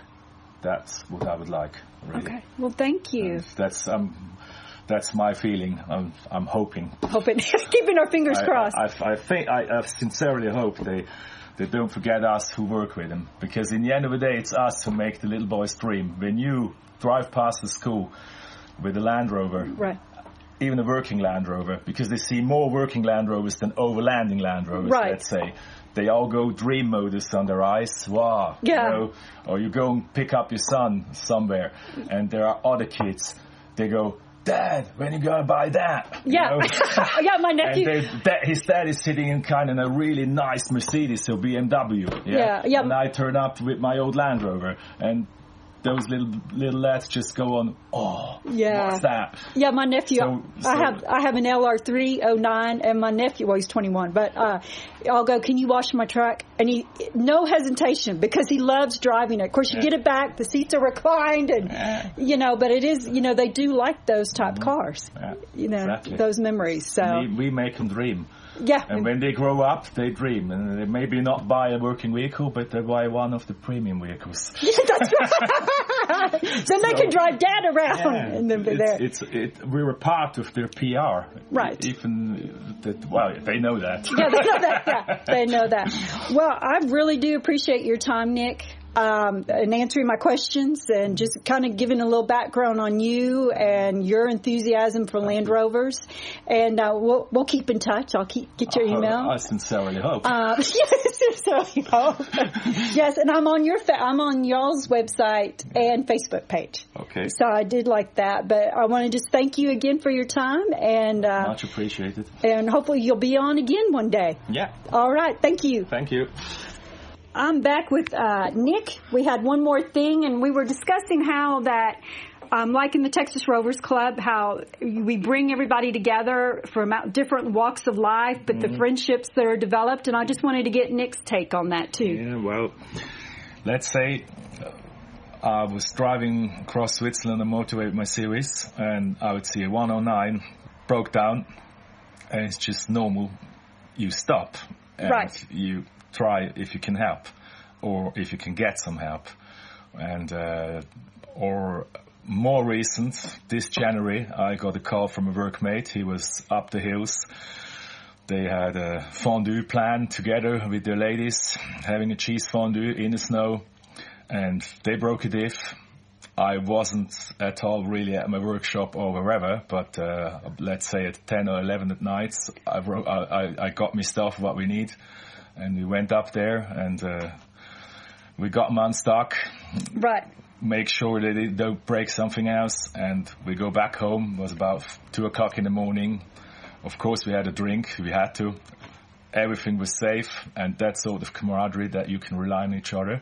Right. In a way, that's what I think is just great within the Land Rover community. Yeah, and that's just anywhere. Yeah, exactly. It doesn't matter. I once had a really, really nasty tire blown on an Italian motorway, and that was not fun at all. And I would have to drive with an underinflated tire to the next service station, and just looking through, because our Land Rover actually turned, and we were watching the others coming towards us, right, on the breakdown strip. And I could see a Defender coming, and I just thought, it looks tweaked. I'm sure he's got RB compressor or something on. I just waved, and he didn't know us. He stopped on the motorway, reversed back, and I said, mate, you got a compressor, an air compressor to give me some air? Yeah, sure. And he helped us. He helped us even out then, because you have a breakdown in Italy, you will have to deal with the carabinieri, the cops. So I'm not speaking Italian at all. Right. And even then, he helped us out with this. It's just amazing. Yeah. Yeah, we have that back at home. Total foreigner, total stranger. He just drove a Land Rover too, that was all. We were in our old Range Rover. He was in his Defender. And we just got to know each other very quickly, helped each other out, and that was just amazing. Yeah, and that's what it's all about, just helping. We had that at one of our events. We had a gentleman that came over from Australia, and he was driving his Rover, and I don't remember what happened, some leakage or something, and the swarm of the guys that came, and he was just amazed. He's like, oh my God, all these guys came to help me, and he said, I just have never seen that. But that's just what it is. It's a helping hand. We were at the Croatia Trophy on the night stage, and I think we could have been in the top 3 of the ranking. Right. And then driving along, we found a lot of people, and then it turned out that Jo and Peter from Holland went over the edge and just dived down a sandy cliff into the river, about 10 to 15 meters, and they were in the river, being strapped in the vehicles. Wow. So they just got out, and we could have said, okay, there's enough people to help. Right. We go on and we think of the ranking, and we just, for us, it was just normal that we just don't care about the ranking. Right. We get them out, and then we go back to camp, and let's see what we can do to make sure they can carry on the event. Right. And for sure, most important, they're not injured. Right. So that was what it's all about, and not about a ranking. Ranking, yeah, it's amazing. Well, once again, we're kind of running out of time, so I'm going to have to let you go, but thank you so much again, Nick. You're welcome. Welcome back to the Centresteer podcast show number 53, and this is our compliment interview to Nicholas Sonderer, who you just heard, who is a member of the Land Rover Club of Switzerland. This time we're talking to Sarah and Mark Caldwell, who are with the Texas Rovers Club, and you may have heard them on the show previously when I went down to SCAR. They went with Laura to Switzerland and had a wonderful time at the Jubilee. Welcome, Mark and Sarah. Hi, John. So you guys went with Sarah to Sarah. You are Sarah. You went with Laura. Yes, we're already doing well on the show. You went to Switzerland and attended the Jubilee, which is what, an annual? That's an annual event of the club. I believe it's annual. They certainly kind of blow out every 5 years and do a big event. They mentioned this year that the next large event is actually next year in the Netherlands. So I'm not quite sure how big they do every year's event, but I'm sure they get it. Yeah, I think they rotate between different clubs in different areas in Europe and then get that really big event on the every 5 years. That's an interesting way to do it. There's a lot of attendance from, different countries. It was really quite interesting because there were so many languages, and luckily English being the universal language, people from Norway were speaking English, 4 different languages in Switzerland, so and none of them English, but everybody's second speaking language. So it made it interesting to communicate with the other trucks, trying to find that common language, which was generally Defender. How many trucks you learn all the different words for the same part. That's one thing that's cool. Yeah. And how many trucks were in attendance this year? I think I saw some. There were just over 600 trucks in attendance, wow. Of which there were 13, 14 Discoveries, and the rest were either series Defenders, some forward controls and things of that nature. They had I like those proportions. Yeah. Forward controls? How many were there? I would say maybe 5 or 6 forward controls, either ex-fire trucks or There were ambulances. Yeah. A lot of conversions on different types of working trucks for expedition. Now, are these mostly the 2B forward control, or are there some 101s there? There were some 101s, also some classic Range Rovers there, one LR3, but for the most part, Defenders. Did they look at you funny when you called it an LR3? Well, no, I mean, number one, they couldn't understand me, so it's not the language barrier, it's the accent barrier. I understand English, I just don't understand your English, you know. Yeah, I hear you. It was so rare to see, discoveries in the LRs. For you folks living in Atlanta, which is infested by discos, that must have been a real culture shock for you. It was a pleasant surprise to see a discovery. Yeah, absolutely was. And I was surprised that most of the discoveries we saw were gas engines. They were not diesels. Yeah. Being in Europe, I was very surprised to see that. Yeah, that's what we've learned. They really like gasoline. If you're an enthusiast and a collector, the gasoline engine becomes the specialty thing in Europe. I would think That's true. That's true. The diesel ones are just ordinary running around vehicles, and that's not something you take to the party. Yeah. Yeah. Just some very beautiful early series trucks. We actually got to drive a 1950 Series. Yeah, Series 1, beautiful restoration. They had a whole collection of them, did a series parade through the town. Really fun. Yeah, I saw the video of that. I'd have to say my favorite of all those in your video was the guy who had the dome light made from a candle lantern. Yeah, that was pretty cool. Yeah. It takes a special kind of bravery to put combustible material, flame right next to a combustible roof. Yeah. We asked, they said that was mostly for effect, just for decoration, and they don't really like them. But it was pretty interesting to see because a lot of them had that gentleman that owned that vehicle only spoke German, and his name was Jorg. And of course it was. Really nice guy, just over the top about the vehicle, covered it in a car cover in the evenings, trailered it to the event. Well, you did say he was German. Yeah, babies the vehicle. Yeah, just hands the keys over to a stranger and said, through translation, take it for a drive. All right, well, good for him. And that was the Series 1? It was. On the other end of the spectrum, we had a great opportunity to drive a 2013 110 Defender with all the bells and whistles. What a great vehicle. I'd love to own this in another 13 years when I'm alive. So. We'd all love to own it now if our government would let us. It is not safe, Harold, for the United States. You know that. Oh, yeah, it's not safe. Yeah, because the battery's under the seat. Yeah, that's why. No, it does not have airbags. Did you get to drive that one around also?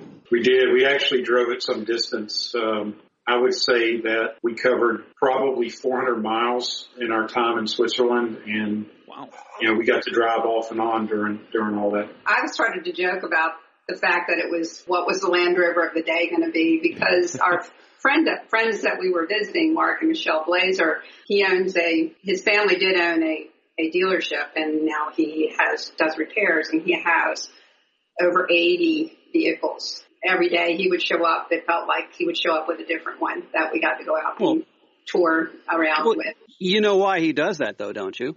Because he can. Exactly. So mainly 2013 110, 2007, which I believe was the last. I think he said was the last year of the TD5 110. Right. And he had an 83 lightweight that was part of the Dutch military, just in pristine condition, tight, very tight vehicle. Yeah. Couldn't believe how well that drove, low mileage. So those were the three principal vehicles that we toured around in. Yeah. Nice. And you were there for, 2 weeks? Yeah, about 12 days. Was Land Rover event a camping event, took place in a town? Can you give us a sense of the event itself? Sure. The event took place in a little town in the Bern province called Saint Stephan. There's a former Swiss military air base there that houses Hunter-Hawker jet fighters from England in bunkers built into the side of the mountain. So it's basically an alpine valley with the Alps surrounding you on three sides. And the airfield has become quite popular. It's now a retired military base for car shows. So if you were to Google search St. Stefan, you would see American cars, British cars, all kinds of car shows that's held at this air base. And basically you camp alongside the runway. Nice. Yeah, I saw some photos on Instagram, and it looked very, very nice to be up, halfway up the mountains, nice views, and just massive runway lined with Land Rovers. Yeah, it was overwhelming to a degree to see so many vehicles, so many Land Rovers. We always think that 100 Land Rovers in one place is a really great turnout, and to see 600, it was mind-boggling. It's very different there. Yeah, I think I went with an expectation that the off-roading would be sort of what we're used to here. And it's actually, you really can't off-road in Switzerland. There's really no place to off-road. They've paved everything. And if our roads that aren't paved, they're really going to a home or a business. And, you're not allowed to be on them unless you live there or belong there for some reason. Yeah. So our friends actually go to France to go off-roading in the manner that we would go off-roading. But all of these vehicles were set up for long-distance expeditions. It was really interesting talking to people and seeing their maps of where they've been. And one gentleman had converted the ambulance and had gone all the way as far as you could go, probably in Russia. Pretty far east of Russia. Yeah. It's just a different style and a different lifestyle. The roads themselves were great. I mean, we were driving up, 10,000 feet and on very interesting, curvy, small roads. But no rock climbing or anything like that. No, nothing that we would be looking to do here in the States. No mud up over the bonnet? No mud on any bonnets. They clean it immediately, right? If it does get dirty. The mud, man. The organizer of the event did arrange for 3 organized drives. A participant would pay a nominal fee, which basically reimbursed the locals to open up roads that are normally not accessible to the public. So for those 3 days, at any time, assuming that you had paid the fee and gotten a little decal, you were free to take these drives up through the Alps onto roads that you would normally not be able to access. So that was pretty special because you really sort of had the road to yourself, and if somebody else was on the road, it was another Land Rover. Must be absolutely amazing views up there. Oh, the pictures were amazing that you guys posted. The Alps, it was amazing. It was breathtaking. Did you guys camp? Did you guys camp, or did you stay at a hotel or Airbnb or B&B itself? We actually stayed at a hotel. Our hosts were just a little bit nervous about the weather, and they knew it was our first time in Switzerland, and I think they were determined that we were going to have a good time, so they weren't going to allow us to camp in the rain. It turned out to be perfect camping weather, and everybody that stayed there at the event really enjoyed themselves, whether they were on rooftop tents or just along the tarmac in the grass. They even had the local elementary school across the main road opened up so you could shower every day. It was really, you could see the parade of people in the morning heading across the road. Very, very well organized. And the hotel was only less than 5 minutes. The hotel's the main town, very close. Sounds a lot like a North American Land Rover event. People queuing up to take a shower in some miscellaneous building, Yeah, I'm still struggling to get past the idea of holding a rally where there is specified no rain. How do you have an event without rain? That was really good fortune on their part. Yeah. And the weather was beautiful. It was. These folks needed to come to the monsoon Mars. Right. Yeah, been there, done that. Yeah. And you don't want to Mars turning into one that rains every year. Another really interesting fact, if you just took all the trucks, especially the Swiss trucks, in perspective of what's different between that show and a show here in North America, is that in Switzerland, if you modify your vehicle, you want to put on a different bumper, maybe a winch, a lift kit, any type of typical modification that we would do to off-road our vehicle, you basically have to prove to the government that the accessory that you're putting on was specifically designed to go on the vehicle that you're attaching it to. Yeah, I'm quite familiar with that. I have a customer who lived in Switzerland for a number of years, and he took his Range Rover with him, and he had to remove every accessory from the truck. And then he had to get special dispensation from the government to allow his tires because they weren't exactly the tires that came on it. There is a process to quantify those. Mark Glazer, owning a Land Rover repair shop, he fabricates. And I was simply amazed at the level of detail that he did, not only just in the work and the workmanship, but in the notes and the photographs. He's got a room in his shop that's full of files. You pull a file down, you're going to see the schematics of the bumper. You're going to see the VIN number of the truck that it was built for, photographs along the way. And all of this is taken by the owner once the fabrication's done to the provincial inspection shop, which he actually took us to, and we got the tour. And there's where you sort of lay out all the paperwork associated with the modification and the level of detail, how it is meant to meet or exceed the original manufacturer specifications. Yeah, I always say the Swiss have no sense of humor when it comes to this stuff. Not at all, and it really limits. You see a lot of Swiss trucks that are basically stock Land Rovers modified to glorious perfection when it comes to camping, but really set up to drive to the abilities of a stock Land Rover. I heard you mention Series 1, Defenders, Range Rovers, Discoveries. There was a 4 Control. What about Series 2s, Series 3s? And I didn't hear the word that I need to hear because it is Friday. We're recording this on a Friday. It's Freelander Friday. I didn't hear about a Freelander. We saw an LR2. That's a Freelander. And there were certainly Series 2s and 3s. They profiled in a unique parking section in the event the Series 1 trucks. And then, of course, with the Series parades, the 1s, 2s, and 3s were invited. But certainly the 1s stole the show just because of the level of restoration that these trucks have gone through. It's just simply amazing, even to our standards here in North America, where we sort of go over the top in restorations. These were every bit as much to the level of detail that they should have been. Yeah. Right down to the farm trucks, with all the implements to take the milk out of the fields in the Series 88 and back to the barn. We did see somebody with a what was the winch? It was the capstan winch. Capstan. Oh yeah. Demonstrated that and that it was working. It was interesting to watch that. And they did a hat tip to an early Jeep, like probably first year Jeep, or there was one there. Early post-war. Willis. Yeah. Willis Jeep. Nice. Yeah. A thought to your talking about the Swiss and what they allow in the country as far as modifications.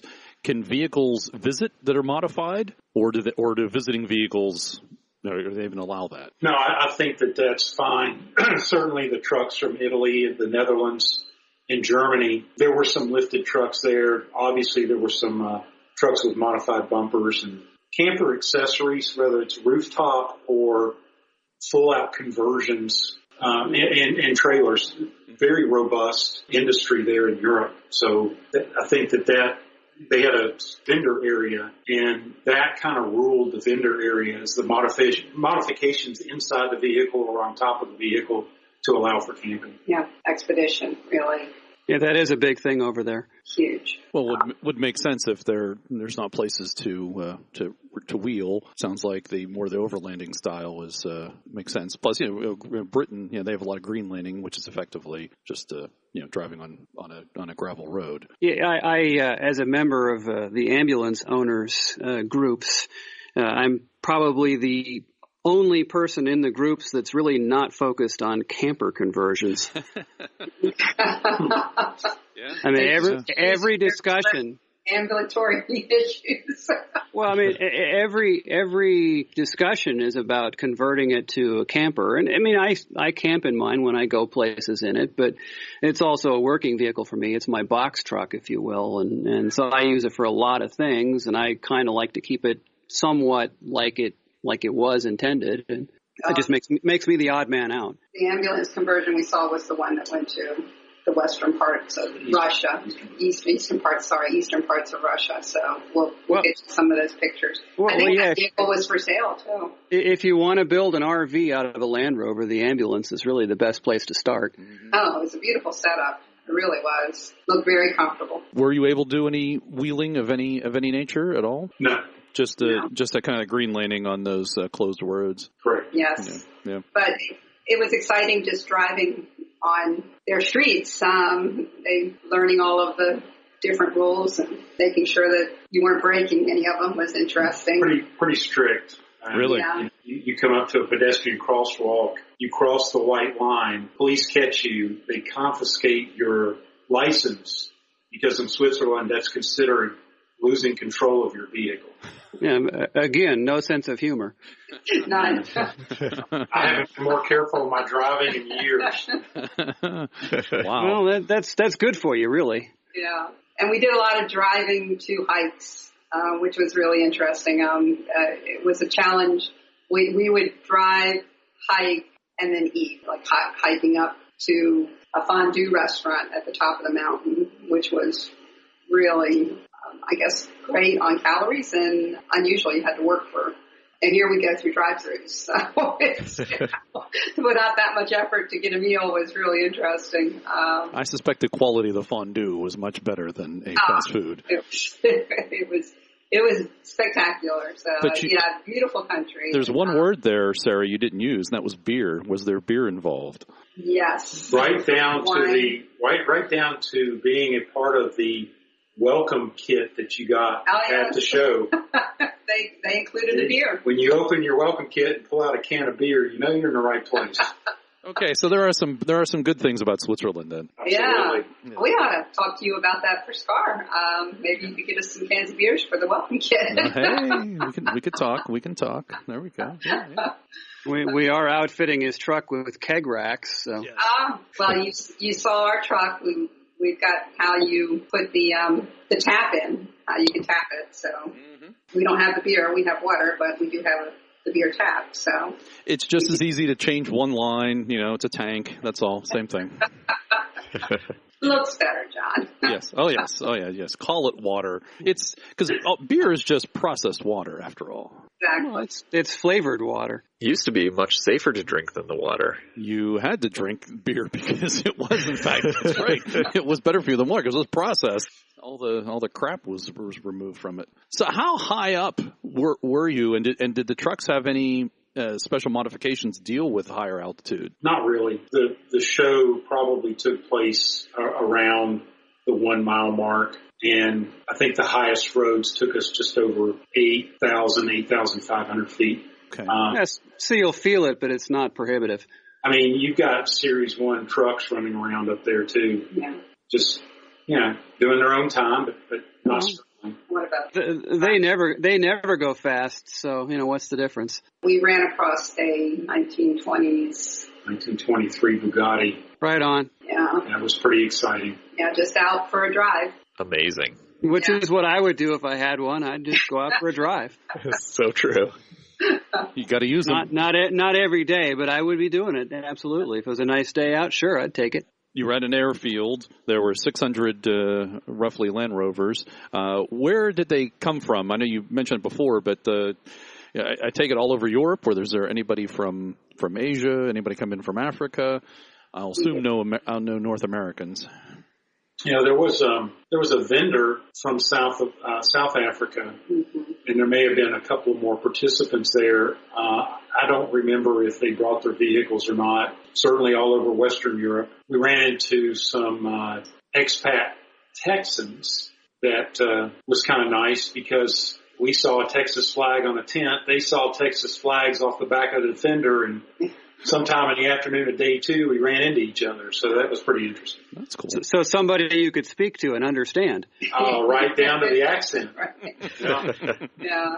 They were living in Frankfurt, Germany. I think he's teaching languages there. Mm-hmm. So then he's become a Texas Rovers member, and hopefully maybe we'll get a chance to go visit them in Frankfurt. But it was, but overall, I mean, it was an extremely polite and friendly group of people. They were just, they were glad we were there to kind of see the way they do things, and kind of unlike Great Britain or even the United States, where you get magazines that kind of, if you're a Land Rover enthusiast, you can kind of flip through the pages, even if you don't speak the language, and see what are people doing for fun with their Land Rovers in this country or that country. Well, Switzerland doesn't have a Swiss Land Rover magazine. So I think they were glad to see us coming over and investigating how they celebrated, life with Land Rover. I hope you push the podcast. Oh, I have to say, Laura was handing out your stickers. They're probably floating all over the world at this point. Good. She was handing out stickers to everybody, all kinds of decals. So,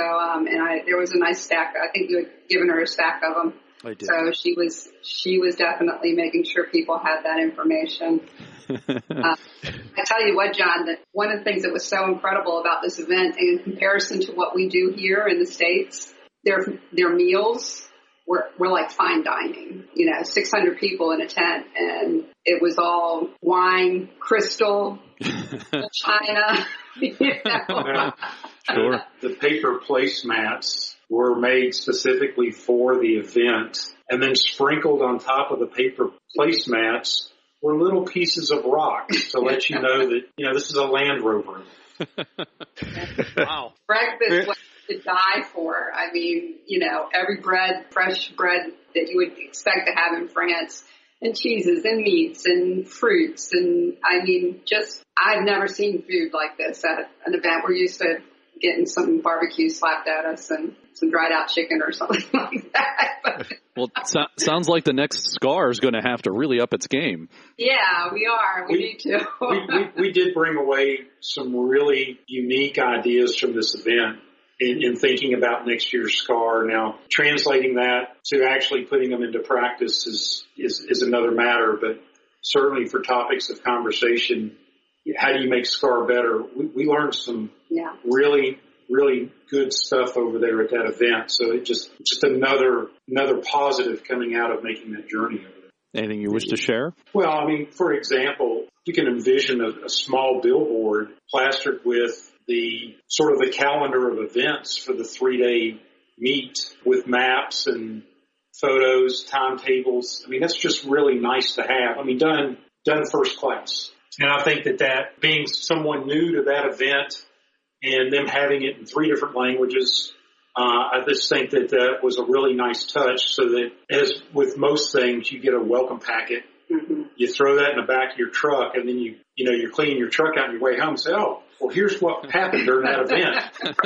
I missed that. Yeah. Or a month later when you're going through your stuff. It's out, but that was about it. This is sort of in your face as you go to the main pavilion, and it just kept you up to date with here's what's going on where. Yeah. Unfortunately, I dragged my feet, and we missed the helicopter ride that Mark really wanted to take. Wow. Helicopter ride? Come on, give us more. Yeah. 5 and 10 minute helicopter rides for really a great price. I mean, just take you up above the local mountains so you could look down at the valley and, maybe photograph the trucks on the tarmac, from a distance. That would have been killer. Wow. The history of just that town, they opened up one of the bunkers, and we were able to tour the planes.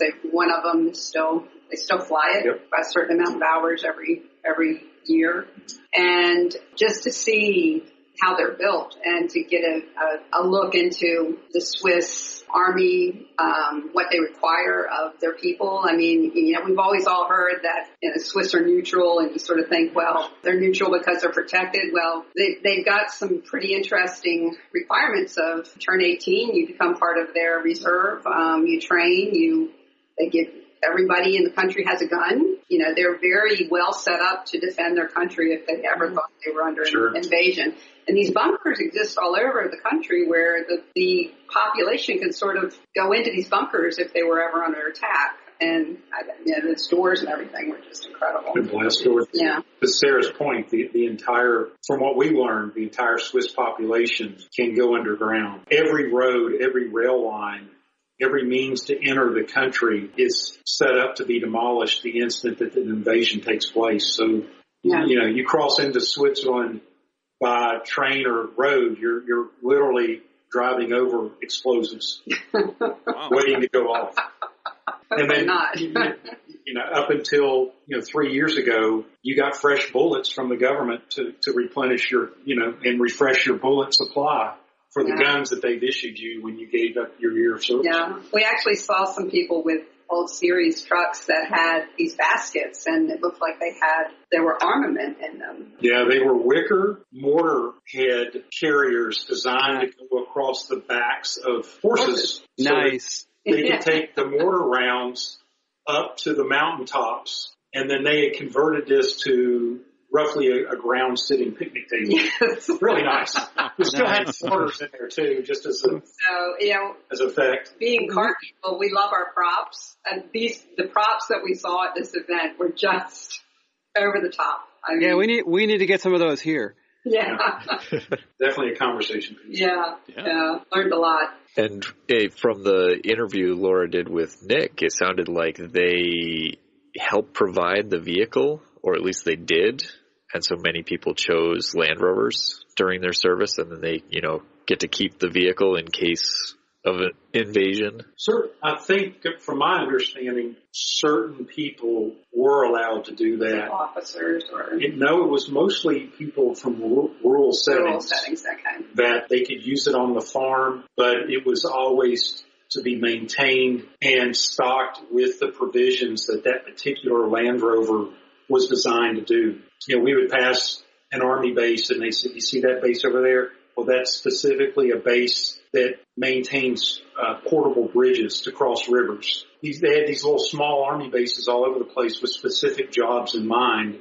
And I think that's the way the Land Rovers were set up, was, your job when you are called up is to do this function, and therefore this Land Rover is going to help you do that function. That's impressive. So apparently the Swiss are quite the planners. Yeah.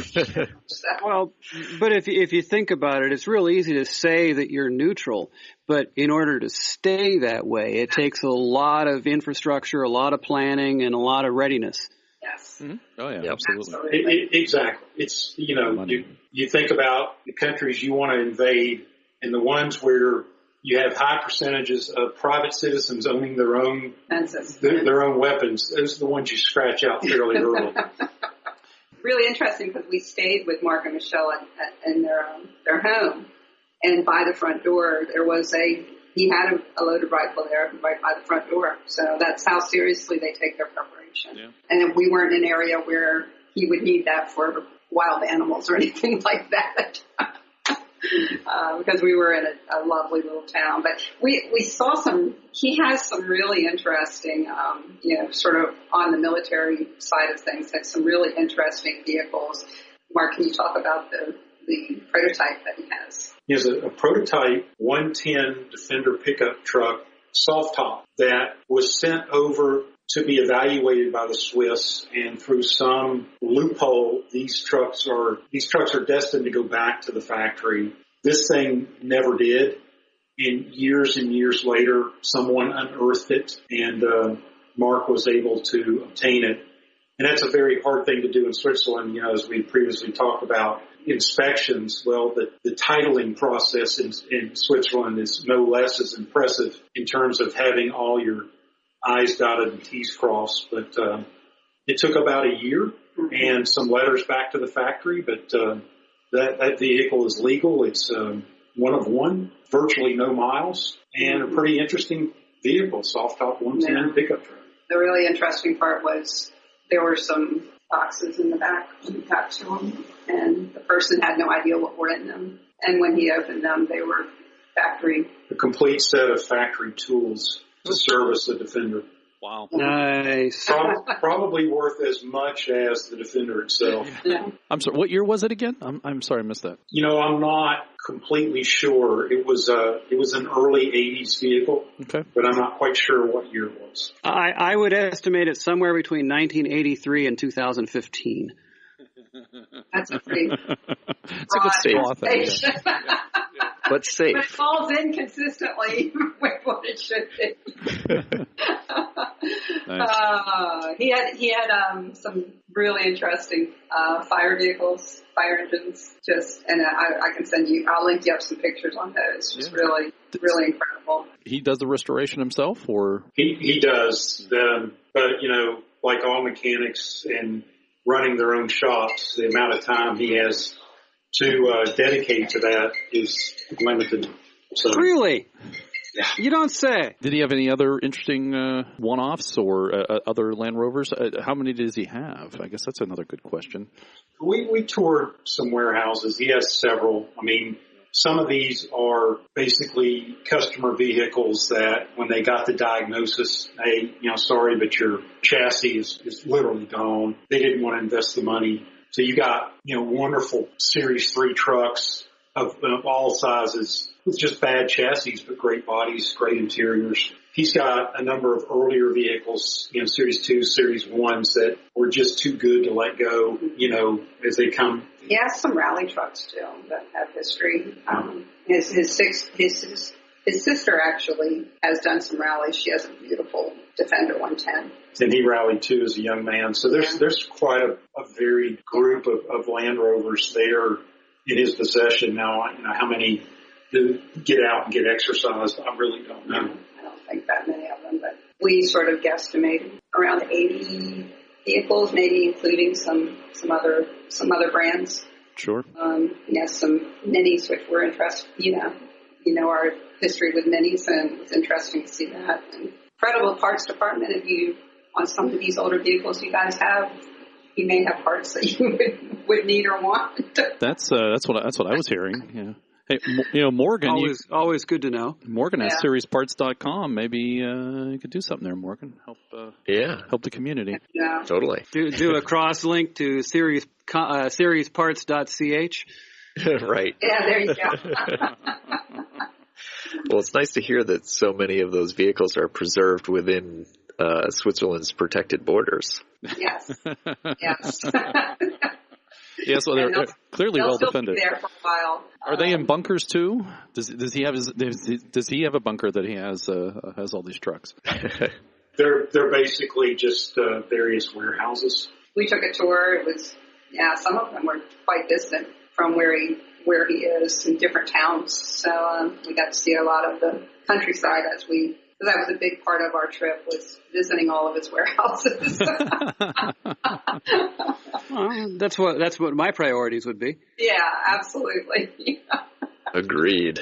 Yeah. You can see the Alps on TV, but I suggest wholeheartedly it's a trip that is well worth it for and to do it when they're having an event. They actually had two pretty big Land Rover events back to back, and Mark had wanted us to come for both of them, but we ended up just letting them go to the other one and come for the Jubilee, since that was the really big one. And the Jubilee is an annual event. That's at least our understanding, right? That's our understanding as well. I just don't know how big it is. And again, I think what they do is they sort of pass the baton to another country to do the next year. Okay. And they have small, like it would be a much smaller group of just Swiss people getting together. And then every 5 years it becomes this huge event where everybody comes in. Sort of like here in the United States you got the national rally. Which club's going to host the national rally? It's sort of like that. Oh, how long was the event? 3 days. Very nice. It's a nice side. I was just going to say that the moving from country to country would be a lot like for us if, say, everybody was going to Scar this year and then we're going to Marne next year. Yep. Right. Yeah. Very exactly the way it is. Yeah, if you move the national rally, call it the national rally, and you just move it to a different state or different club hosts it. Yeah, that would be an interesting idea, actually. But, that's kind of how the size, Europe is close enough together that they can do that. It's a lot like us going to the next state over to to an event. So I'm hearing a lot of Land Rover community, and that community that we've experienced here in the United States and certainly in the UK seems to have extended to Europe and to Switzerland. Would you agree with that there's no matter where you are, everybody bleeds green? There was certainly a sense of community. A lot of these people that we were introduced, obviously they knew each other and had known each other for years. We met one gentleman that had attended every national Land Rover event for the past 30 years. In fact, he was wearing a T-shirt from the very first meet. So, was he the one with the painted vehicle? Yeah, the blue hotel. Yeah, the blue hotel. He has a Mitchell B-25 bomber radio in the back of his Land Rover. Yeah. Ooh, there we go. Nice.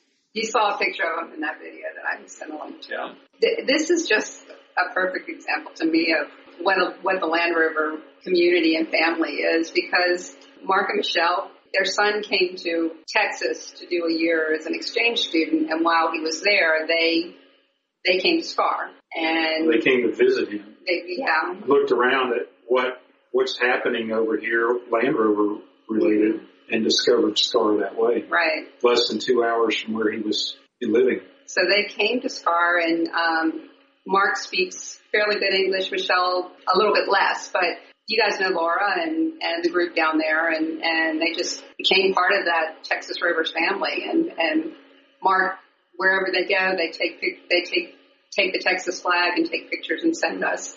And they just extended this invitation for anybody that's part of the club to come and stay with them. We've had other club members that were over there for business and, contacted them, and they just rolled out the welcome mat for them, and they did the same thing for us, and it was just incredible. And we're hoping that we can get them to come back. They usually take the month of July off, and we're hoping next July they'll come and we'll show them parts of the United States that they haven't seen. And it just opens up the world. I said to Mark, we need to see if we could find a Land Rover over there, a Defender, and buy it and see if we can get Mark to store it for us, and then we could go and just fly to Switzerland and go on expedition from there. So that's a good plan. Definitely an interesting idea. In the Land Rover community, there's the wave as two Land Rovers pass. Does that still apply in Switzerland, where the laws probably don't allow you to take your hands off the steering wheel, even to change the radio? It certainly does. In fact, there was such a concentration of Land Rovers around that small village. You were only doing one-hand driving because you were waving every 10 seconds at a passing Land Rover. And everybody waved. So, it's like being in the South. You're going to wave too, right? So certainly there was a lot of that. Well, I appreciate you guys coming on the show and talking about the Jubilee and the Land Rover Club of Switzerland. Thanks very much for coming on and joining us. And Sarah, I have a personal question. What's going on with the Rebelle Rally? Can we talk about that? Well, as far as my participation, or yes,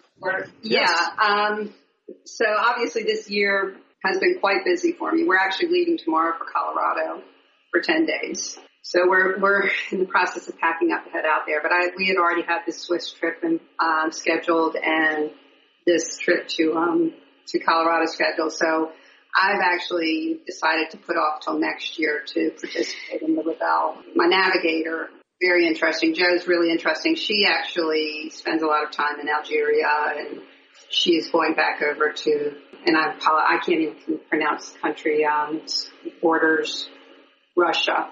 She actually does mapping and navigation.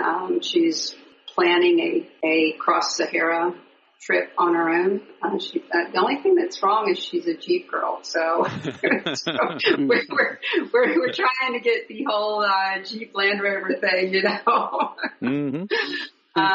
So we need to put together some sort of deprogramming center for people with this problem. Well, she's planning to do this. And I'm like, why do you want to do it in a Jeep? There's you're in Land Rover world. And she says, because it'll be so unusual for me to do it in a Jeep.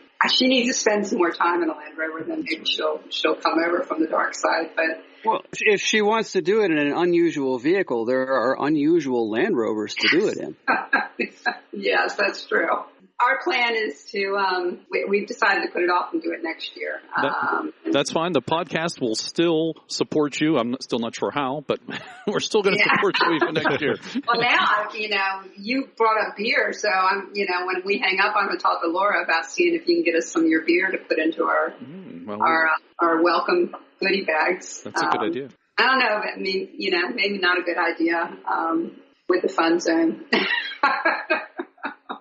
They bring enough beer, so it might not be as great. A growler in every bag. Yeah. But it's starting to ramp up. I'm getting emails every day on preparation for the Rebelle. It looks like it's going to be another really incredible event and one that I do really want to participate in. The idea of just crossing some of those areas without any navigation other than maps and compasses. I need to step up my game on desert driving, so I'm looking at maybe spending some time this winter out in Anza Borrego or Glamis and just spend some time driving out there, because other than driving on beaches, which I don't think really counts, I've not done any true desert driving. I mean, Moab and those areas are not dunes. So, well, take a page from the Swiss and do a lot of planning, right? Yes. Are you going to? You start doing your trek across the country? You going to do any dunes driving while you're out there? I don't know. Probably, I don't know. That's it. Right now. You got to right time of year. You got to be the right time of year. But if you're going to go see those country, don't forget those areas. Oh yeah, absolutely. Yeah, really different, just totally different than what I'm used to. So pretty excited about that. Well, good luck with the Rebelle Rally when that does come up, and we'll have you back on the show to talk about the Rebelle, maybe before and after, because definitely after, because or during. During. Oh, she'll be focused on the rally. They don't really allow communication. They don't. That's the issue. You hand in your cell phone. Yeah, they do take your cell phone away from you. Lovely. Yeah. So I think there is. They do make some media concessions, but it has to be done through their lines of communication. Well, I get that they don't want you making calls and cheating on the navigation part, but an evening wrap up or something after the event stage is done. I think they do have some accommodations for that. I don't know exactly how they do it, but I think they do have it through what they set up, So you would go to one of their areas and just do a recap, like you said, or. Which would be fine. We can get them involved too. Yeah. It would be a little too tempting to cheat with a cell phone with GPS in your pocket the entire time while you're I get that definitely, but once you're in for the day, they could let you make a call. You'd think. Yeah, I think they do.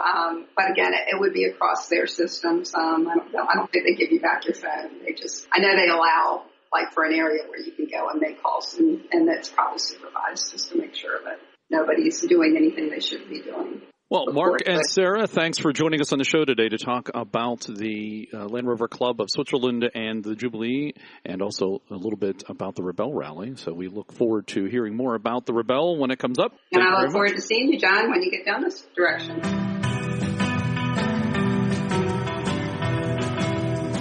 And that's the show for this month, August 2017. I want to thank all our contributors. Thanks to Harold for joining us from Latrobe. You're going to go back to working on the 110, right? Yeah, I'll be off doing something important somewhere.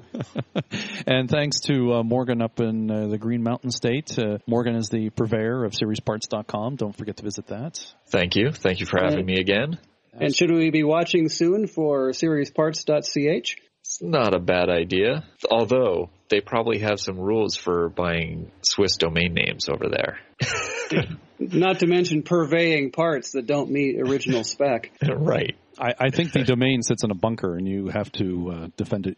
Have the locals defend it. So find the closest bunker. I have no idea. So you'd need to be armed as well, I take it. And I want to thank Morgan personally for helping to fix our local Land Rover Club website, because it had some issues, and I just didn't want to deal with it myself. And Morgan, thank you for taking the time to help out get that site back up and running. You are entirely welcome, and I'm happy to finally have created my account on that site. Yes. I don't know why I hadn't before. You finally joined the forum. Yeah, why are you not a member?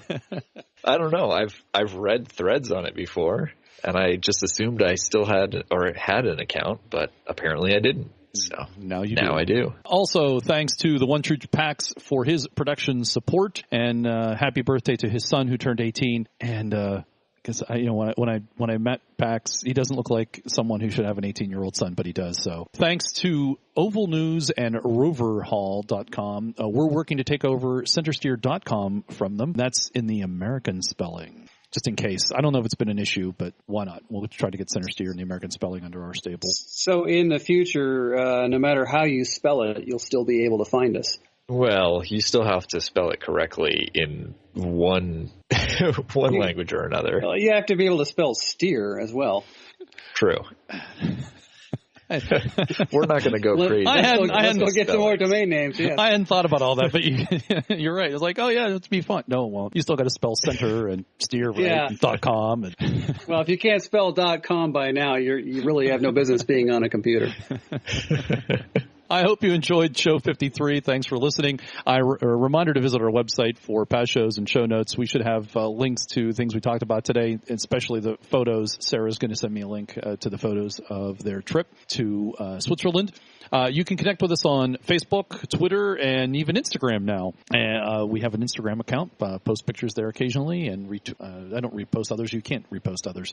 You can also directly support the show at patreon.com/Centresteer. And thanks again to our new Patreon subscribers. I did use some of that money to buy more stickers, so we have more stickers. If you anybody, especially Patreon people, would need another sticker, let me know. Well, we'd love to hear from you and what you're up to in your Land Rover. Next show should take place at the usual time. I will hopefully, right, Harold, be on the road when that happens? I hope so. Me too. Until then, I'm ready to be rid of you and your truck.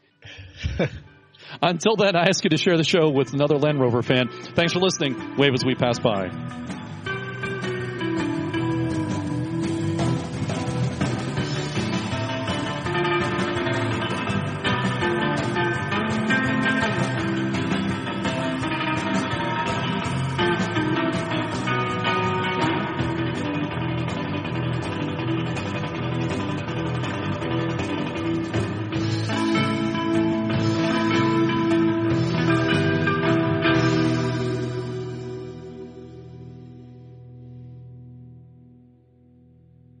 We get to go to Switzerland without having to remove our bumpers and winches.